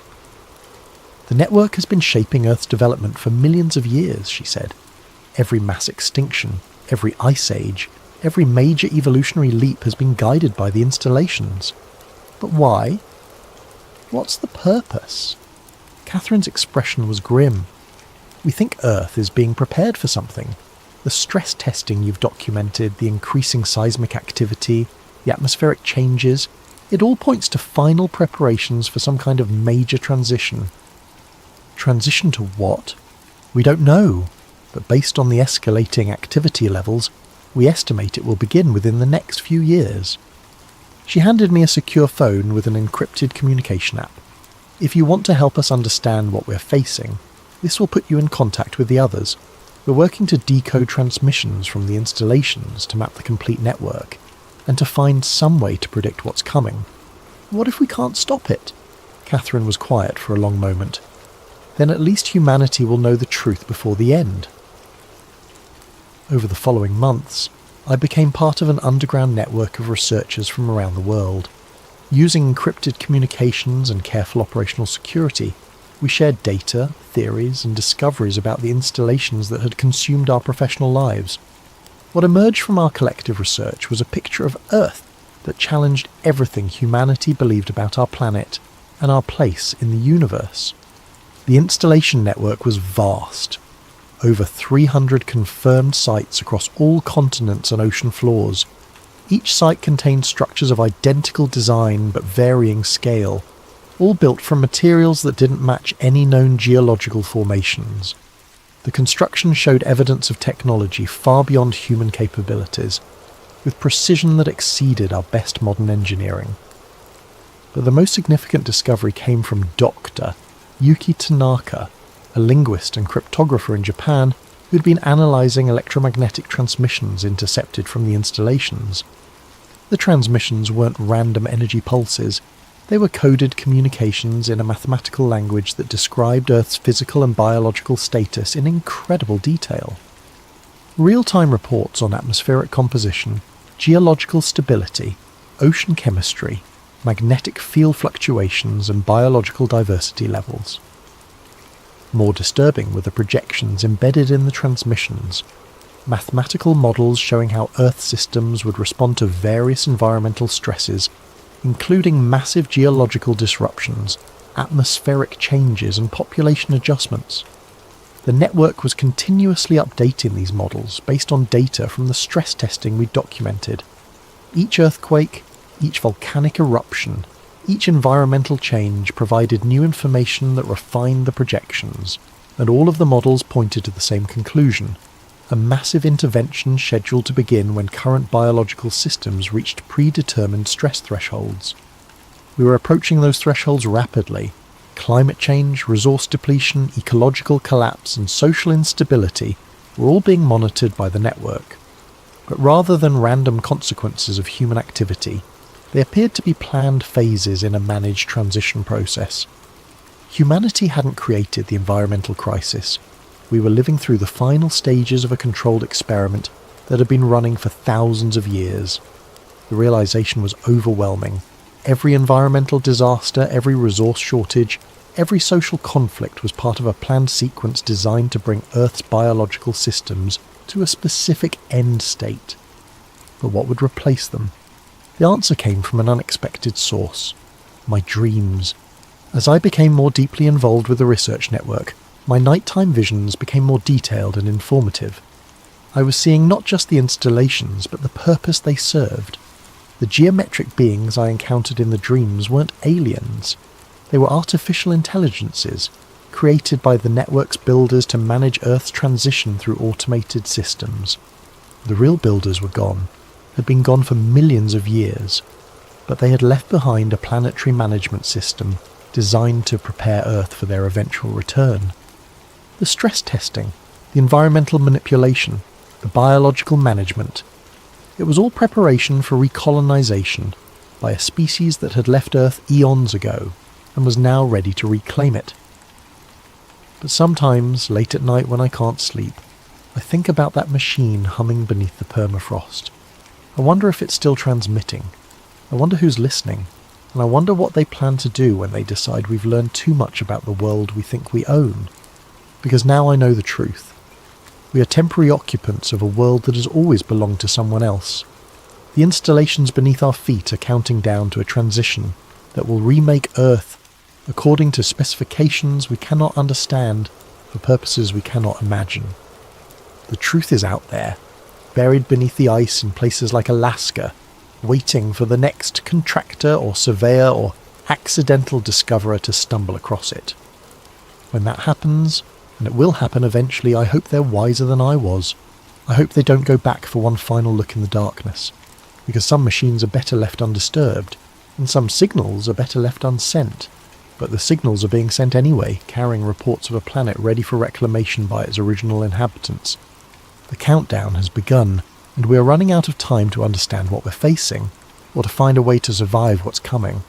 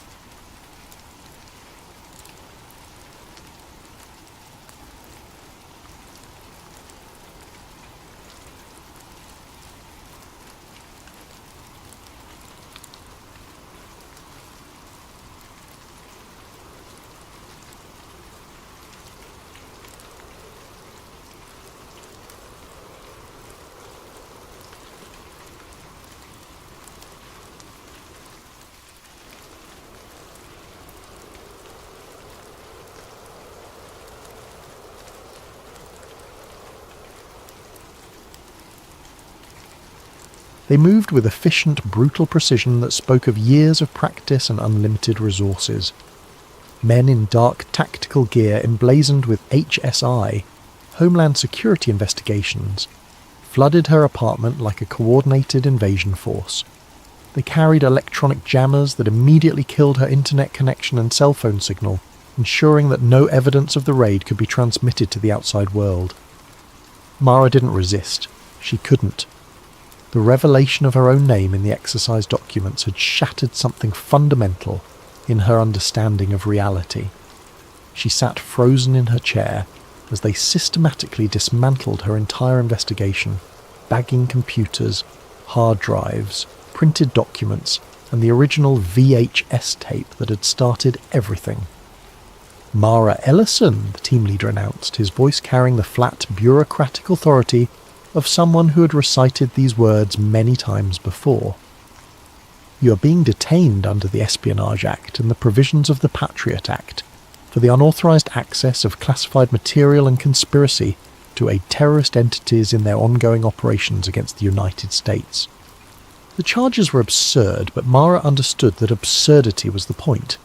In the post-9/11 legal framework, the government's definition of terrorism had expanded to include almost any activity that challenged official narratives. Her research, her questions, her very curiosity had been redefined as acts of treason. As they led her out in handcuffs, past the terrified faces of neighbours who would remember her as the woman who had turned out to be a spy, Mara caught a glimpse of someone watching from across the street. It was Kellerman, the man from the cafe, observing her arrest with the detached professionalism of someone monitoring a completed operation. Their eyes met for a brief moment and he nodded slightly, not in greeting or sympathy, but in acknowledgement, a confirmation that everything had proceeded according to plan. The government's case against her was presented in a sealed FISA court, where neither the evidence nor the proceedings were accessible to public scrutiny. They had documentation of her accessing classified servers, recordings of her encrypted communications with foreign assets like at Radar Ghost, and her own research notes that they characterized as intelligence gathering for hostile entities.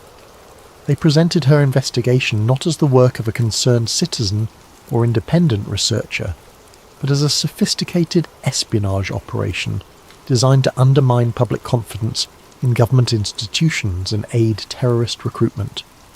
Every question she had asked was reframed as an attack on national security.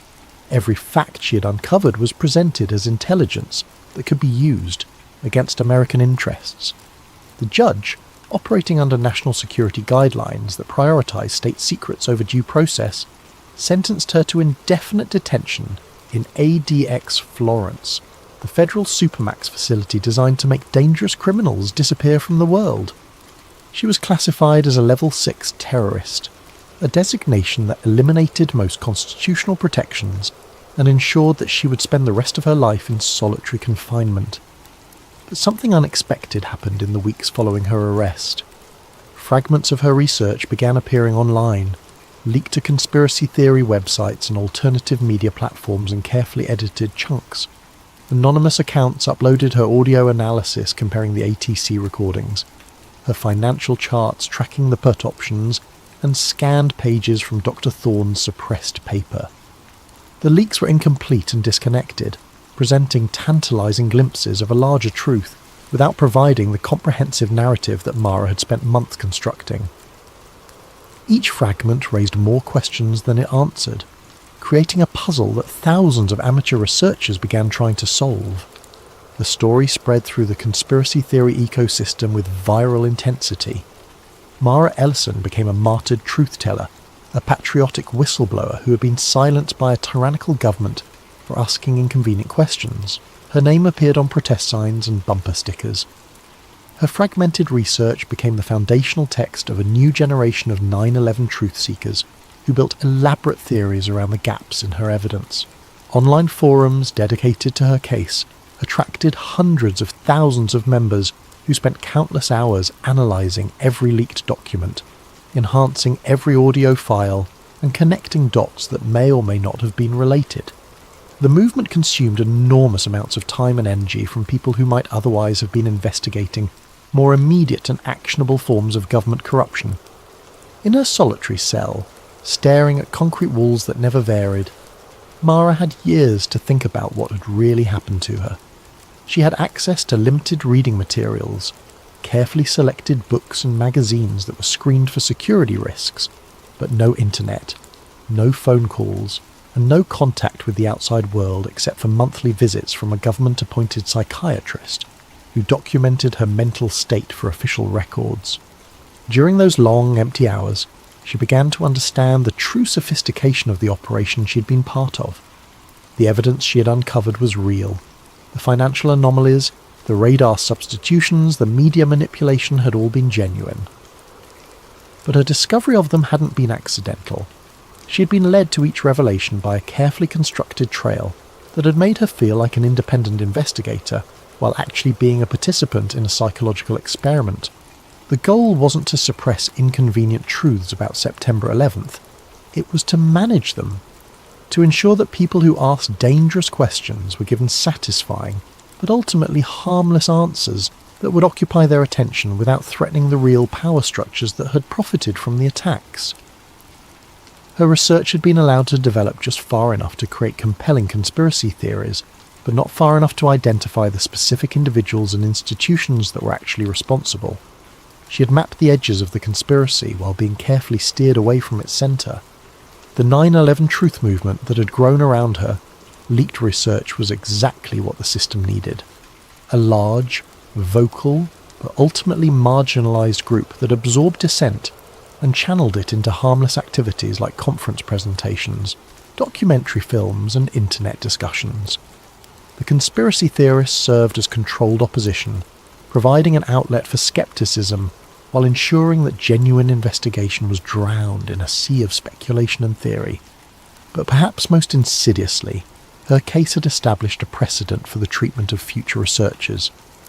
Anyone who began asking serious questions about government actions would be confronted with the example of Mara Ellison, the translator who had thought she was uncovering truth, but had actually been playing a role in an elaborate deception, and who had ended up spending her life in prison for crimes she didn't understand she was committing. The message was clear. The cost of curiosity was too high, the risk of investigation was too great, and the line between research and treason was too thin for ordinary citizens to navigate safely. Years passed in the unchanging routine of maximum security imprisonment. Mara aged in her cell, her dark hair going grey, her body adapting to the constraints of a space designed to contain rather than rehabilitate. She developed the 1,000-yard stare common to long-term solitary confinement, a psychological adjustment to environmental deprivation that allowed consciousness to survive even when hope had been systematically eliminated. But her mind remained sharp and she continued to think about the implications of her experience. if her investigation had been managed from the beginning, if her discoveries had been strategically placed for her to find, then how many other conspiracy theories were actually psychological operations designed to misdirect public attention? How many whistleblowers had been selected and groomed for their role?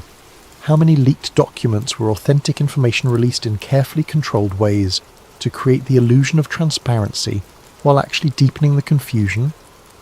How many truth seekers were unwittingly serving the interests of the very systems they believed they were opposing? The questions haunted her, but they also provided a strange form of comfort. Even in prison, even stripped of freedom and identity, she was still thinking, still analysing, still trying to understand the shape of the cage that had been built around human consciousness. In her 10th year of imprisonment, Mara received an unexpected visitor. The guard who escorted her to the visitation room was apologetic. Visits were rare, and this one hadn't been scheduled through normal channels. The visitor was a young woman, perhaps 25, with the intense focus and slightly manic energy that Mara recognised in herself from decades earlier. "Ms. Ellison," the woman said, speaking quickly as if afraid their time would be cut short. "My name is Rebecca Torres. I'm a documentary filmmaker. I've been researching your case for the past 3 years, and I think I've found something important. Something about Building 7 that nobody has ever..." Mara held up her hand, stopping the young woman mid-sentence. Through the reinforced glass that separated them, she looked into Rebecca's eager, determined face, and saw herself at the beginning of a journey that could only end in this same room on the other side of the same glass. "Ms. Torres," Mara said quietly, her voice rough from years of disuse, "let me ask you something. How did you first learn about my case? What was the first piece of evidence that made you think there was a story worth investigating?" Rebecca's enthusiasm was undimmed. It was a video file that was posted anonymously to a secure drop site, footage of Building 7 that I'd never seen before, with audio that hadn't been available in any of the official archives. The timing discrepancies were obvious once you knew what to look for. Mara closed her eyes and leaned back in her chair. Another tape, another anomaly, another researcher being led down a carefully prepared path that would feel like discovery, while actually being manipulation. "Ms. Torres," she said, opening her eyes and looking directly at the young filmmaker, "I need you to listen very carefully to what I'm about to tell you, and then I need you to walk out of here, delete whatever research you've done, and never think about any of this again." But even as she spoke, Mara knew it was hopeless. Rebecca Torres had the same look in her eyes that Mara had once seen in her own mirror, the absolute certainty that she was on the verge of uncovering a truth that would change everything. The same conviction that had led Mara to spend 20 years in a cage built from her own curiosity. The cycle would continue. New researchers would be recruited, new evidence would be strategically placed, new truth seekers would be transformed into unwitting participants in their own imprisonment. The conspiracy wasn't just about what had happened on September 11th. It was about what happened to anyone who tried to look too closely at power, who asked too many questions, who believed that truth was something that could be found rather than something that was manufactured. As the guard led her back to her cell, Mara realised that she had finally understood the true scope of the operation she had been part of. It wasn't a conspiracy to hide a single crime. It was a system for managing reality itself, for ensuring that the truth would always be whatever those in power needed it to be. The smoke behind the towers wasn't just the debris of a single day's deception. It was the fog of war in a conflict that most people didn't even know was being fought. A war against the very possibility of independent thought, waged with weapons of information and cages built from curiosity itself. And in that war, every truth seeker was both a casualty and a weapon, both a victim and an unwitting soldier in an army that was fighting against its own cause.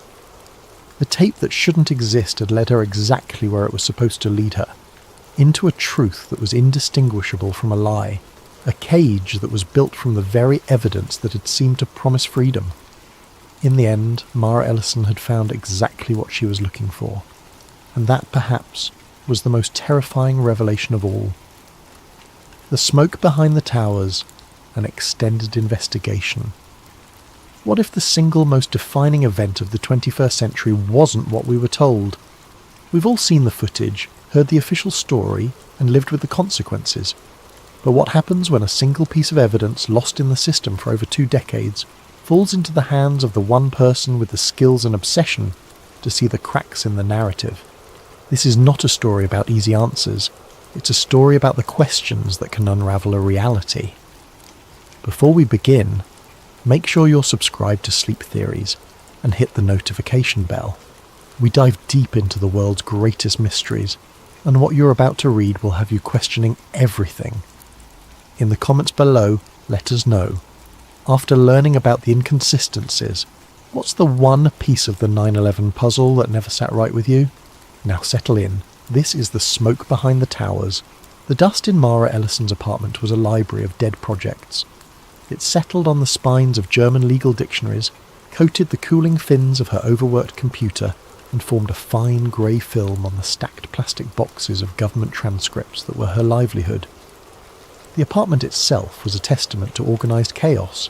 Cables snaking between translation equipment, multiple keyboards in different alphabets, and towers of reference materials that threatened to topple with each vibration from the subway below.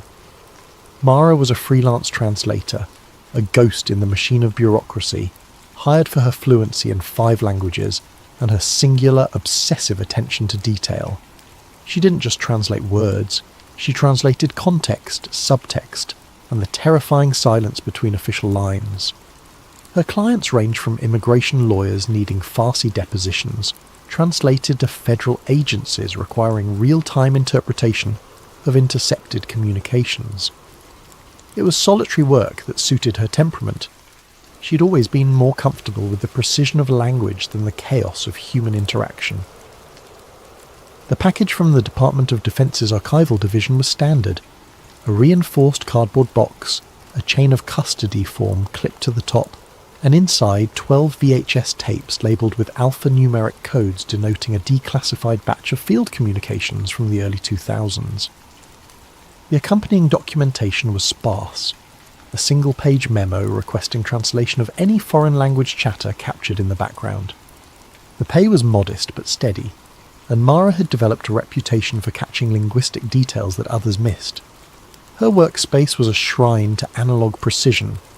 The professional-grade VCR, a Sony model worth more than most people's cars, sat connected to a digital audio interface that allowed her to isolate frequency ranges and enhance muffled conversations.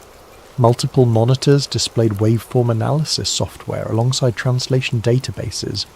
She worked methodically, her headphones sealing her in a world of static, fragmented Farsi, Arabic phrases, and the ambient hum of old magnetic tape. The first 11 tapes were unremarkable. Routine military communications, helicopter pilots discussing weather conditions, occasional snippets of foreign languages that were either too corrupted to translate or turned out to be harmless civilian chatter picked up by sensitive equipment. She documented everything with academic precision, noting timestamps, speaker identifications, and confidence levels for her translations. Tape 7 was different from the moment she picked it up. Its label, DOD-AFC-0, 91101-BROLL-4, was slightly smudged, the ink appearing fresher than the others despite the identical date stamps. The B-roll designation caught her attention, typically used for supplementary footage, background material that never made it to air. September 11th, 2001 was faded but legible in the corner, written in what looked like different handwriting than the official labels. She slotted it into the VCR with the reverence of an archaeologist handling a fragile artifact, and pressed play. The screen fizzed to life with the chaotic, familiar horror of that morning. But this wasn't the sanitized, repeatedly broadcast footage that had been burned into collective memory. This was raw, unprocessed, shot from what appeared to be a news helicopter hovering at an angle she'd never seen before.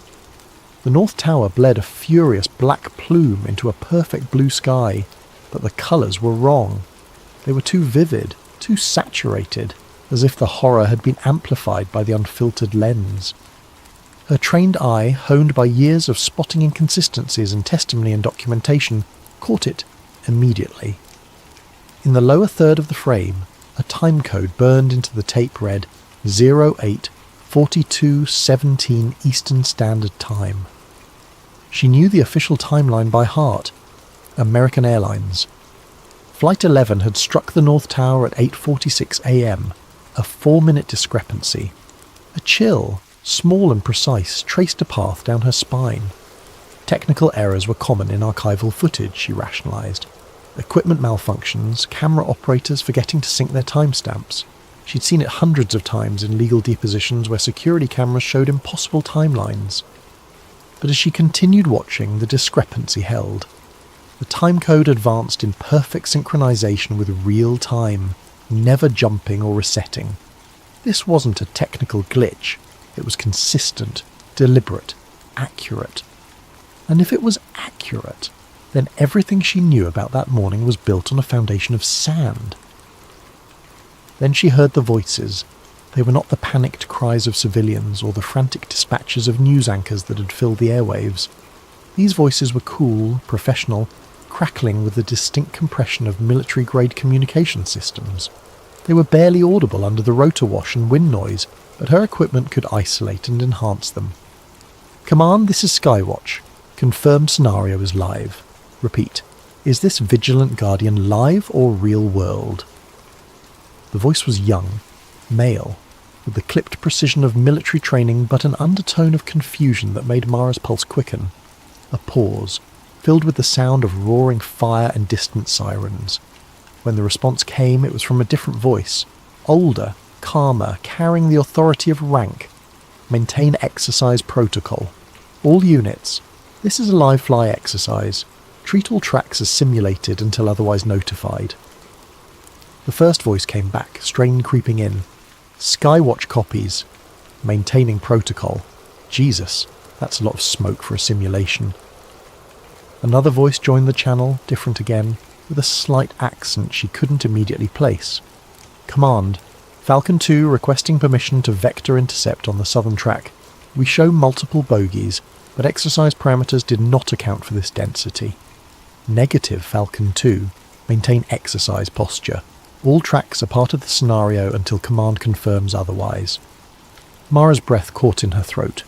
Vigilant Guardian. The name meant nothing to her, but the context was unmistakable.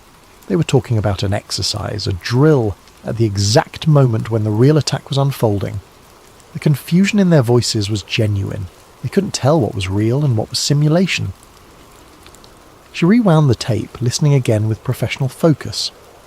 The voices were too clear to be atmospheric noise, too organised to be random civilian communications. This was operational military chatter, recorded at the highest levels of the response hierarchy. And according to the time code, it was happening before the official narrative said the first plane had even hit. The camera panned, and she saw the South Tower in the background, pristine and untouched. According to every official record, every news report, every commission finding, the South Tower would remain undamaged for another 17 minutes. But these military voices were already talking about multiple targets, exercise protocols, and maintaining simulation status. The official story was a solid wall, a monument of accepted fact constructed from thousands of testimonies, investigations and reports. But this tape was a hairline fracture in the granite. It was a glimpse of the scaffolding behind the monument, the framework that held up the official truth. Her heart hammered against her ribs, a frantic bird in a cage of bone. The rational part of her mind insisted this was a mislabeled tape, a bureaucratic error. Her contract was explicit about mishandled materials. They were to be reported immediately, returned to the appropriate authorities for proper classification review. But curiosity, that quiet, relentless engine that had driven her through graduate school and into a career built on uncovering meaning in chaos, overrode the fear. She didn't eject the tape. Instead, she connected it to her digital capture system and began making a perfect copy, frame by frame, preserving every pixel and every audio sample. The chill in her spine had become a frozen river, carrying with it the terrible realization that she was holding something that could unravel everything. This tape shouldn't exist, and she knew, with the terrifying certainty of someone who has spent a lifetime connecting dots that others refused to see, that she could never unsee what was on it. As the tape played on, she began taking meticulous notes, documenting call signs, voice patterns, and radio procedures. The military communications continued throughout the footage, painting a picture of an operation that was simultaneously a drill and a real-world crisis, a Schrödinger's catastrophe where reality and simulation existed in quantum superposition, until someone with the authority to collapse the wave function decided what was real. That someone, she was beginning to suspect, was not who the world thought it was. Sleep didn't come. The images played on the backs of her eyelids in an endless loop. The impossibly blue sky, the black smoke billowing against it, the time code burning like a digital scar across her vision. The voices echoed in her memory, their professional calm masking confusion that ran deeper than anyone had ever admitted publicly. By 5 a.m, she was at her desk, the glow of her monitors the only light in the pre-dawn gloom of her apartment. The city outside was beginning its daily resurrection, but Mara existed in a different timeline now, one where the morning of September 11th, 2001 was not history, but an active investigation. Her first stop was the public archive of the 9/11 Commission, a digital tomb containing thousands of pages of testimony, exhibits, and evidence. She had accessed these files before for various translation projects, but now she approached them with the focus of a detective rather than a linguist. The official transcripts were sanitized, edited for clarity and context, with extensive redactions that created black holes in the narrative where sensitive information had been surgically removed. But buried deep in a subsidiary server, linked through footnotes and cross-references that most casual researchers would never follow, she found the motherlode. Raw audio files from air traffic control centers. These were the unedited feeds from Boston Center, New York Terminal Radar Approach Control, and Cleveland Center, the front lines of confusion that morning. She put on her professional headphones, the world fading away as she prepared to immerse herself in the chaos. The audio quality was poor, compressed through multiple digital transfers over 2 decades, but her equipment could clean it up. She opened her spectrum analysis software and began the painstaking process of isolating individual voices from the cacophony. The first recordings were exactly what she expected. Controllers struggling to understand what was happening to American Airlines Flight 11. The standard protocols were breaking down in real time as they tried to re-establish contact with a plane that was no longer responding to their calls. American 11, Boston Center, are you there? The controller's voice was professional but edged with the first hints of concern. Static filled the channel. American 11, Boston Center, please respond. More urgent now, the procedural calm beginning to crack. Then a new voice entered the channel, higher pitched, laced with confusion. Boston Center, this is New York approach. We're showing a primary target, fast mover, not squawking transponder. Is this part of the Nordo drill? Nordo, no radio communications. Mara's blood turned to ice water. The Boston controller's response was immediate and sharp. What drill? I don't have anything about a drill on the roster today. What's your location on that primary? Another voice cut in. Different frequency, probably a pilot monitoring emergency channels. Center, this is Delta 243 Heavy. We're hearing some strange chatter on guard frequency. Are we exercising today? Our dispatcher didn't mention anything. Delta 243, stand by. We're trying to sort out some communication issues with one of our aircraft. But the pilot pressed. Center, serious question. We're showing traffic on our TCAS that doesn't correlate with what you're calling out. Our system is painting targets where you're not showing anything. Is this part of some kind of exercise? The timestamp on this exchange was 8:43 a.m., 3 minutes before the official time of impact. The confusion wasn't happening after the attack. It was the environment in which the attack was unfolding. The system was already compromised, already uncertain about what was real and what was simulation.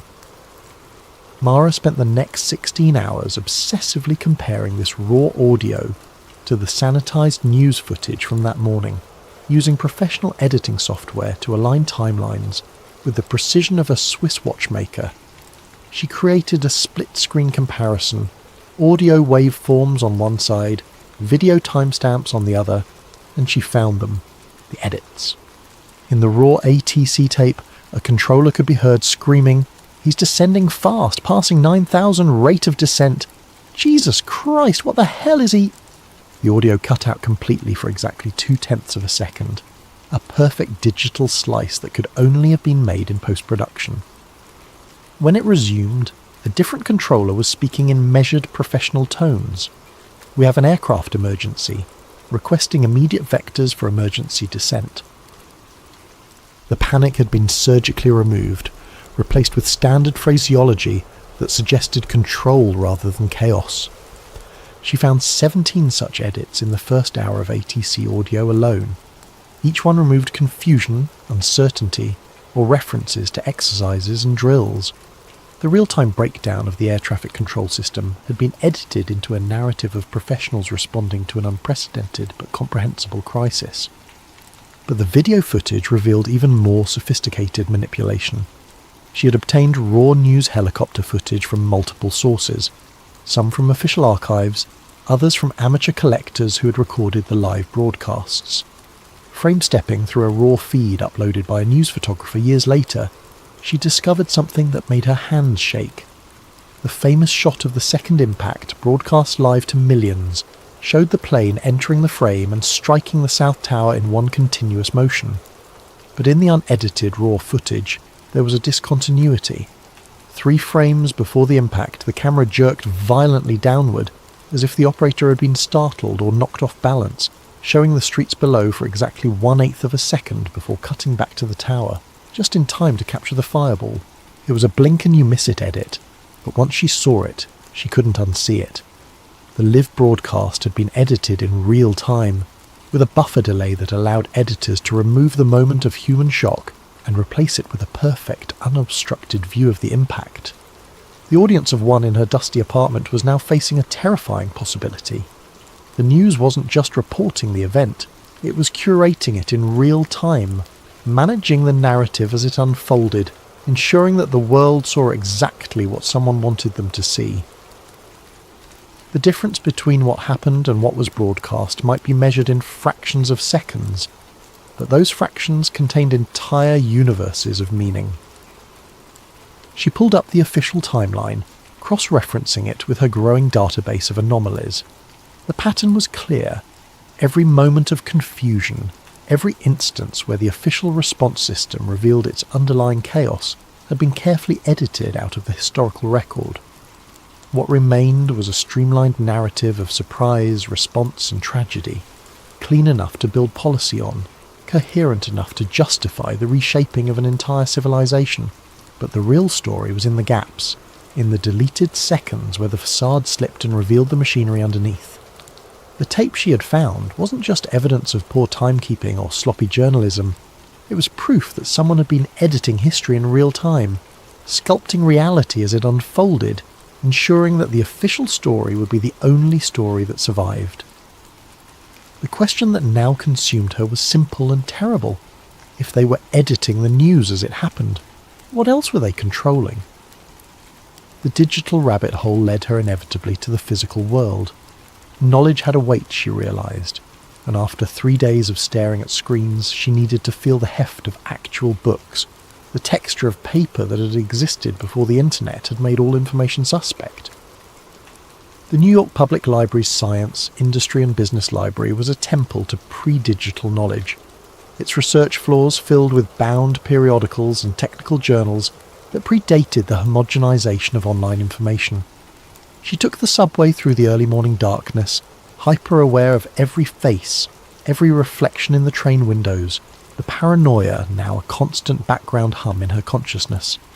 She requested archived journals from the American Society of Civil Engineers, Structural Engineering International, and the Journal of Constructional Steel Research, focusing on publications from late 2001 through 2003. The librarian, a thin man with wire-rimmed glasses who seemed to exist in permanent twilight, led her to a research carrel buried deep in the stacks. The official reports were unequivocal and had been cited thousands of times. The intense jet fuel fires had softened the steel structural members, causing thermal expansion that pushed the floor joists off their supports. The floors pancaked down onto each other in a progressive collapse that accelerated due to the increasing mass and momentum. It was tragic but straightforward physics. Fire weakens steel, gravity does the rest. But in the months immediately following the attacks, before the official narrative had crystallized and academic careers had been threatened, a different conversation was happening in the margins of professional literature. She found letters to the editor, brief technical notes, and transcripts from early conferences where structural engineers voiced quiet, professional skepticism.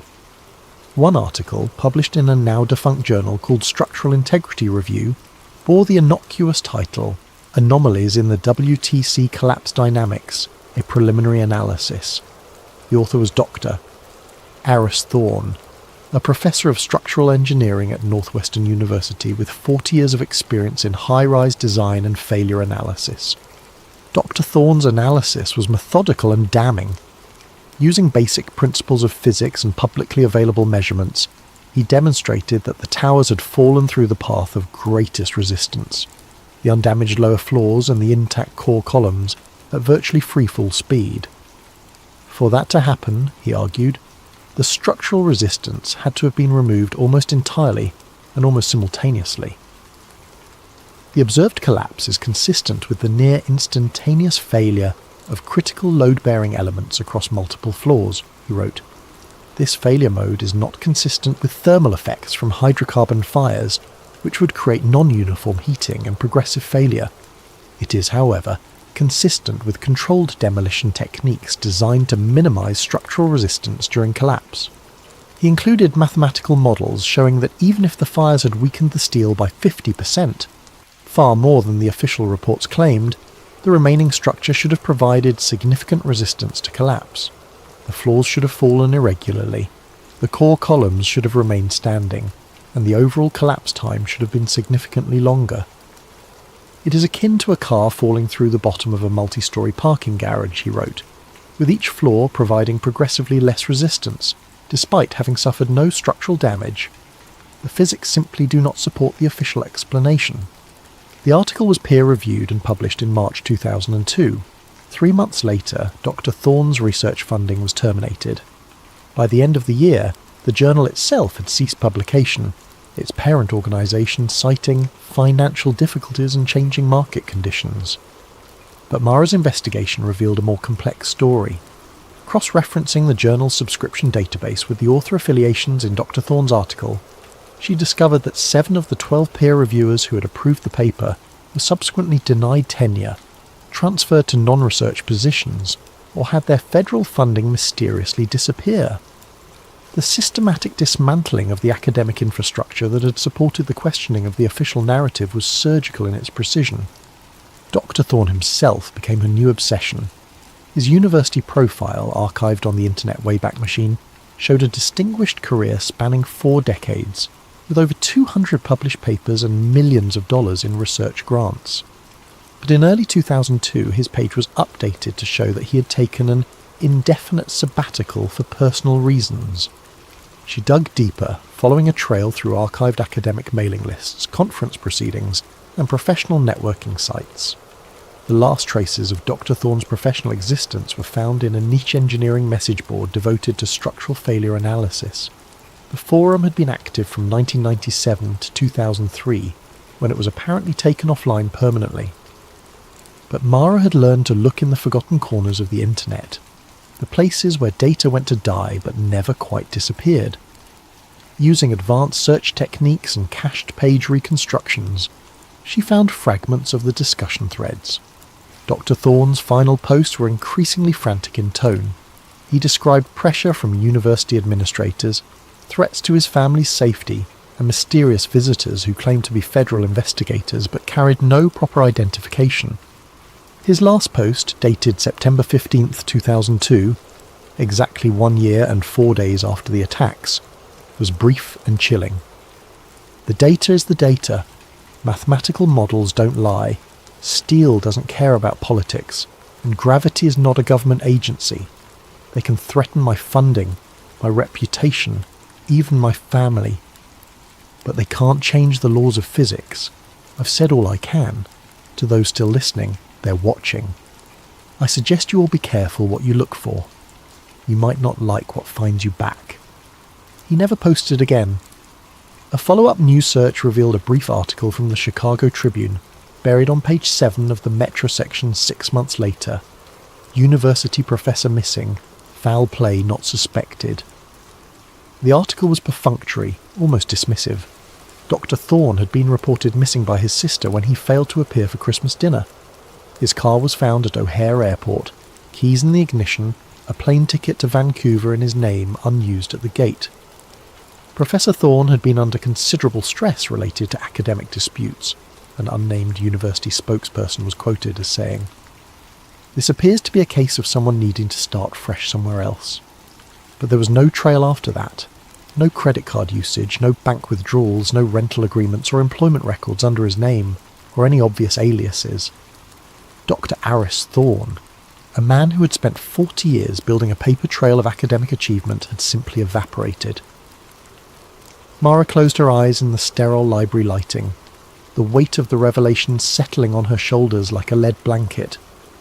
The systematic silencing hadn't been limited to Dr. Thorne. As she continued her research, she found a pattern of structural engineers, metallurgists, and physics professors who had raised questions about the official collapse narrative in those crucial first months after the attacks. All of them had faced professional consequences. All of them had been marginalised, defunded or discredited, and all of them had eventually stopped asking questions about September 11th. The few who continued their research had moved to other countries, found positions in private industry, or simply disappeared from the academic record entirely. What remained was a consensus not of discovery but of survival, a scientific community that had learned, through selective pressure and systematic intimidation, that certain questions would not be tolerated. The official story wasn't just the accepted version of events, it was the only version that was professionally survivable. As she gathered her notes and prepared to leave the library, Mara felt exposed under the flickering fluorescent lights. The paranoia was no longer abstract. There was a physical sensation, a cold certainty that she was being observed, catalogued, evaluated for the threat she might represent. The knowledge she was accumulating had a price, she realised, and others had already paid it. The question now was whether she would be added to the list of people who had learned too much for their own good. The feeling of being watched had evolved from paranoia into operational security. Mara began varying her routines, taking different routes home, using cash for purchases, and conducting her most sensitive research from internet cafes and public libraries, rather than her home computer. She had read enough about surveillance to know that once you were on someone's radar, digital footprints became roadmaps to your location and intentions. She also began using layered VPNs, routing her internet traffic through servers in countries with strong privacy laws, and communicating through encrypted channels that existed in the shadow spaces of the internet. Her investigation moved from mainstream archives to the digital underworld where disgruntled employees, amateur researchers, and information brokers traded in data that governments preferred to keep buried. It was in one such forum, a dark website dedicated to air disaster investigations and aviation anomalies, that she encountered the handle at Radar Ghost. His initial posts in the 9/11 section were bitter rants about cover-ups and government lies, the kind of conspiracy theorising that most serious researchers ignored. But buried in his rambling messages were technical details that could only have come from someone with intimate knowledge of air traffic control systems. After weeks of careful cultivation, building trust through shared technical knowledge and encrypted private messages, that Radar Ghost agreed to share something that had haunted him for over 20 years. "This will cost me everything if it's traced back to me," he wrote, in a message encrypted with military-grade protocols. "I was working approach control at a facility that doesn't exist in any official record. We had primary radar coverage of the entire East Coast corridor. I saw things that morning that were scrubbed from every official database, but I kept copies. Insurance, you understand. Don't disappoint me." The file arrived 3 days later, a massive data dump disguised as a corrupted email attachment.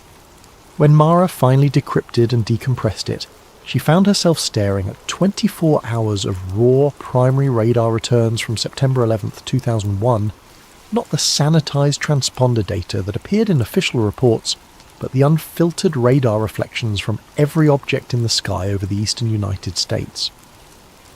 The data was overwhelming. Commercial airliners, private jets, military aircraft, weather balloons, and the electronic noise that cluttered the airspace of the world's busiest aviation corridor. It took her days to write filtering algorithms, cleaning the data, and tracking specific radar signatures through the chaos.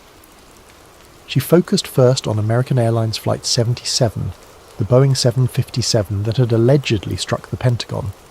The official story was straightforward. The flight had departed Dulles International Airport on schedule, proceeded normally for 36 minutes, then turned off its transponder over southern Ohio, made a wide U-turn back toward Washington, and descended into the Pentagon at high speed. But the raw radar data told a more complex story. The transponder signal for Flight 77 did indeed vanish over Ohio at 8:56 a.m., exactly as the official report stated.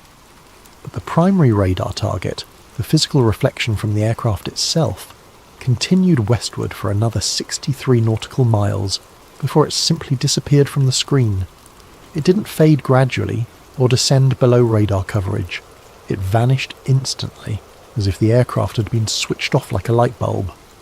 Simultaneously, a new primary target appeared on the scope near the West Virginia border, moving southeast at 540 knots toward Washington, D.C.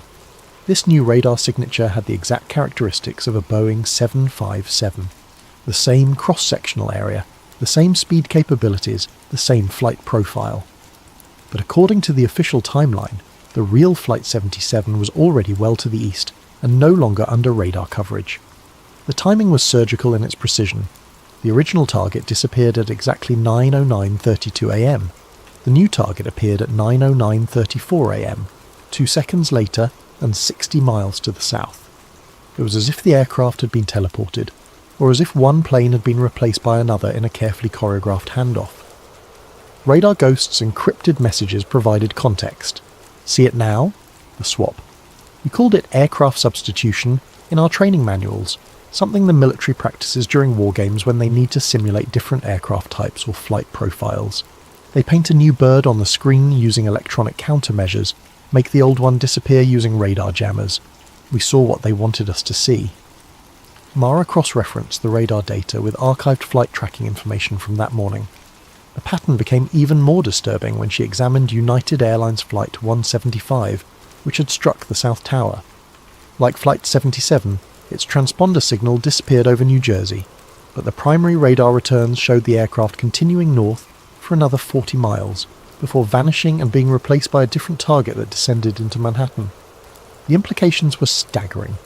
The radar evidence suggested that the aircraft everyone watched strike the World Trade Center and Pentagon were not the original commercial flights. They were substitutes, introduced into the airspace during the confusion of the morning's military exercises. But substitutes for what? If the original flights hadn't crashed into the buildings, what had happened to them? And what exactly had struck the towers? Her correspondence with Radar Ghost became increasingly cryptic as he realized the magnitude of what he had revealed. His final message was short and urgent. They know I've been talking. Moving the family tonight. The data you have is real, but is only part of the picture. Look for the fighter jets that weren't supposed to be there. Look for the electronic warfare signatures. And whatever you do, don't trust anyone who claims to be trying to help you. The people who did this have been cleaning up loose ends for 20 years. The account at Radar Ghost went dark after that message. When Mara tried to reach him through back-channel communications, she found that all his digital identities had been systematically erased. Email accounts closed, forum profiles deleted, encrypted messaging services showing no record of his user credentials. It was as if he had never existed. But the radar data remained, a digital fossil of a truth that someone had gone to extraordinary lengths to conceal.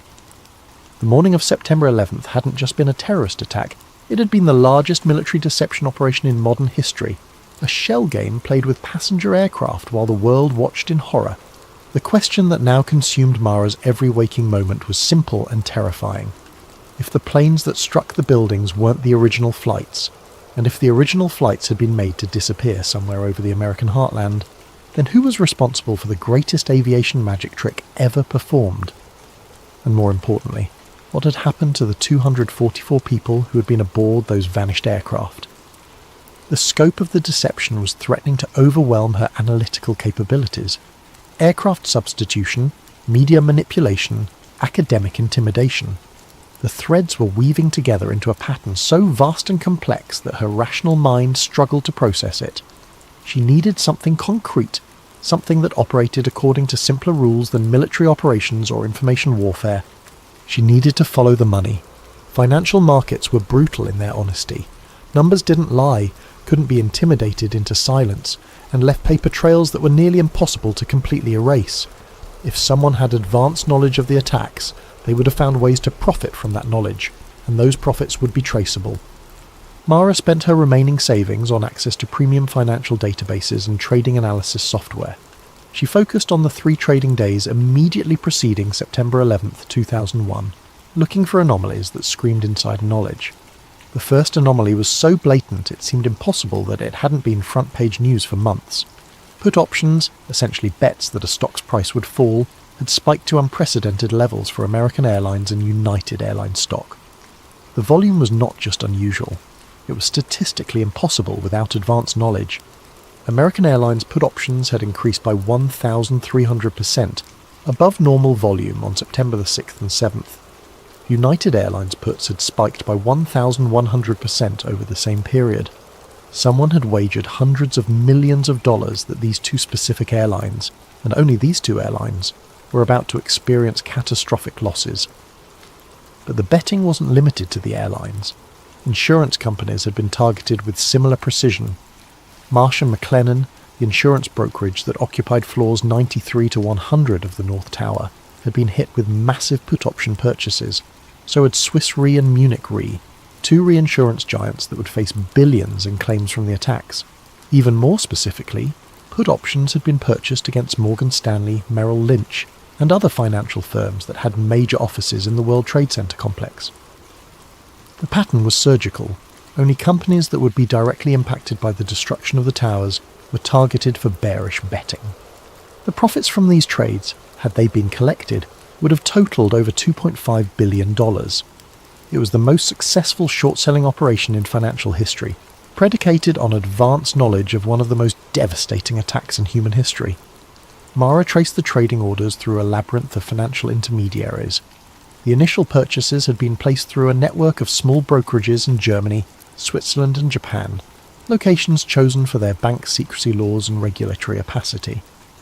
But using advanced financial forensic software, she was able to peel back the layers of financial obfuscation. The ultimate source of funding led to a Russian bank called Seveny Trust, which intelligence analysts had identified as a clearinghouse for money laundering operations tied to former Soviet intelligence services. But even that wasn't the end of the trail. The most chilling discovery came when she traced what had happened to the profits. The put options had not been exercised. In the days following September 11th, when these trades would have generated enormous profits, they had been quietly abandoned. The traders had walked away from $2.5 billion rather than claim winnings that would have created an obvious money trail leading back to the conspiracy. But Mara's analysis revealed that equivalent amounts of money had simultaneously appeared in accounts tied to defence contractors and private military companies. Blackwater, Halliburton, Raytheon, Lockheed Martin, corporations that would become the primary beneficiaries of the post-9/11 military-industrial complex, had received massive, mysterious capital injections in the weeks following the attacks. The money hadn't been collected as trading profits, which would have triggered regulatory investigations. Instead, it had been recycled through a complex network of shell corporations and offshore accounts, ultimately funding the very companies that would profit most from the subsequent war on terror. She cross-referenced this financial data with stock performance in the months following the attacks. Defence contractor stocks had exploded in value. Blackwater had grown from a small military training company to $1 billion private army. Halliburton had received no-bid contracts worth hundreds of billions of dollars. The weapons manufacturers had seen their stock prices triple as America embarked on 2 decades of perpetual warfare. The pattern was inescapable.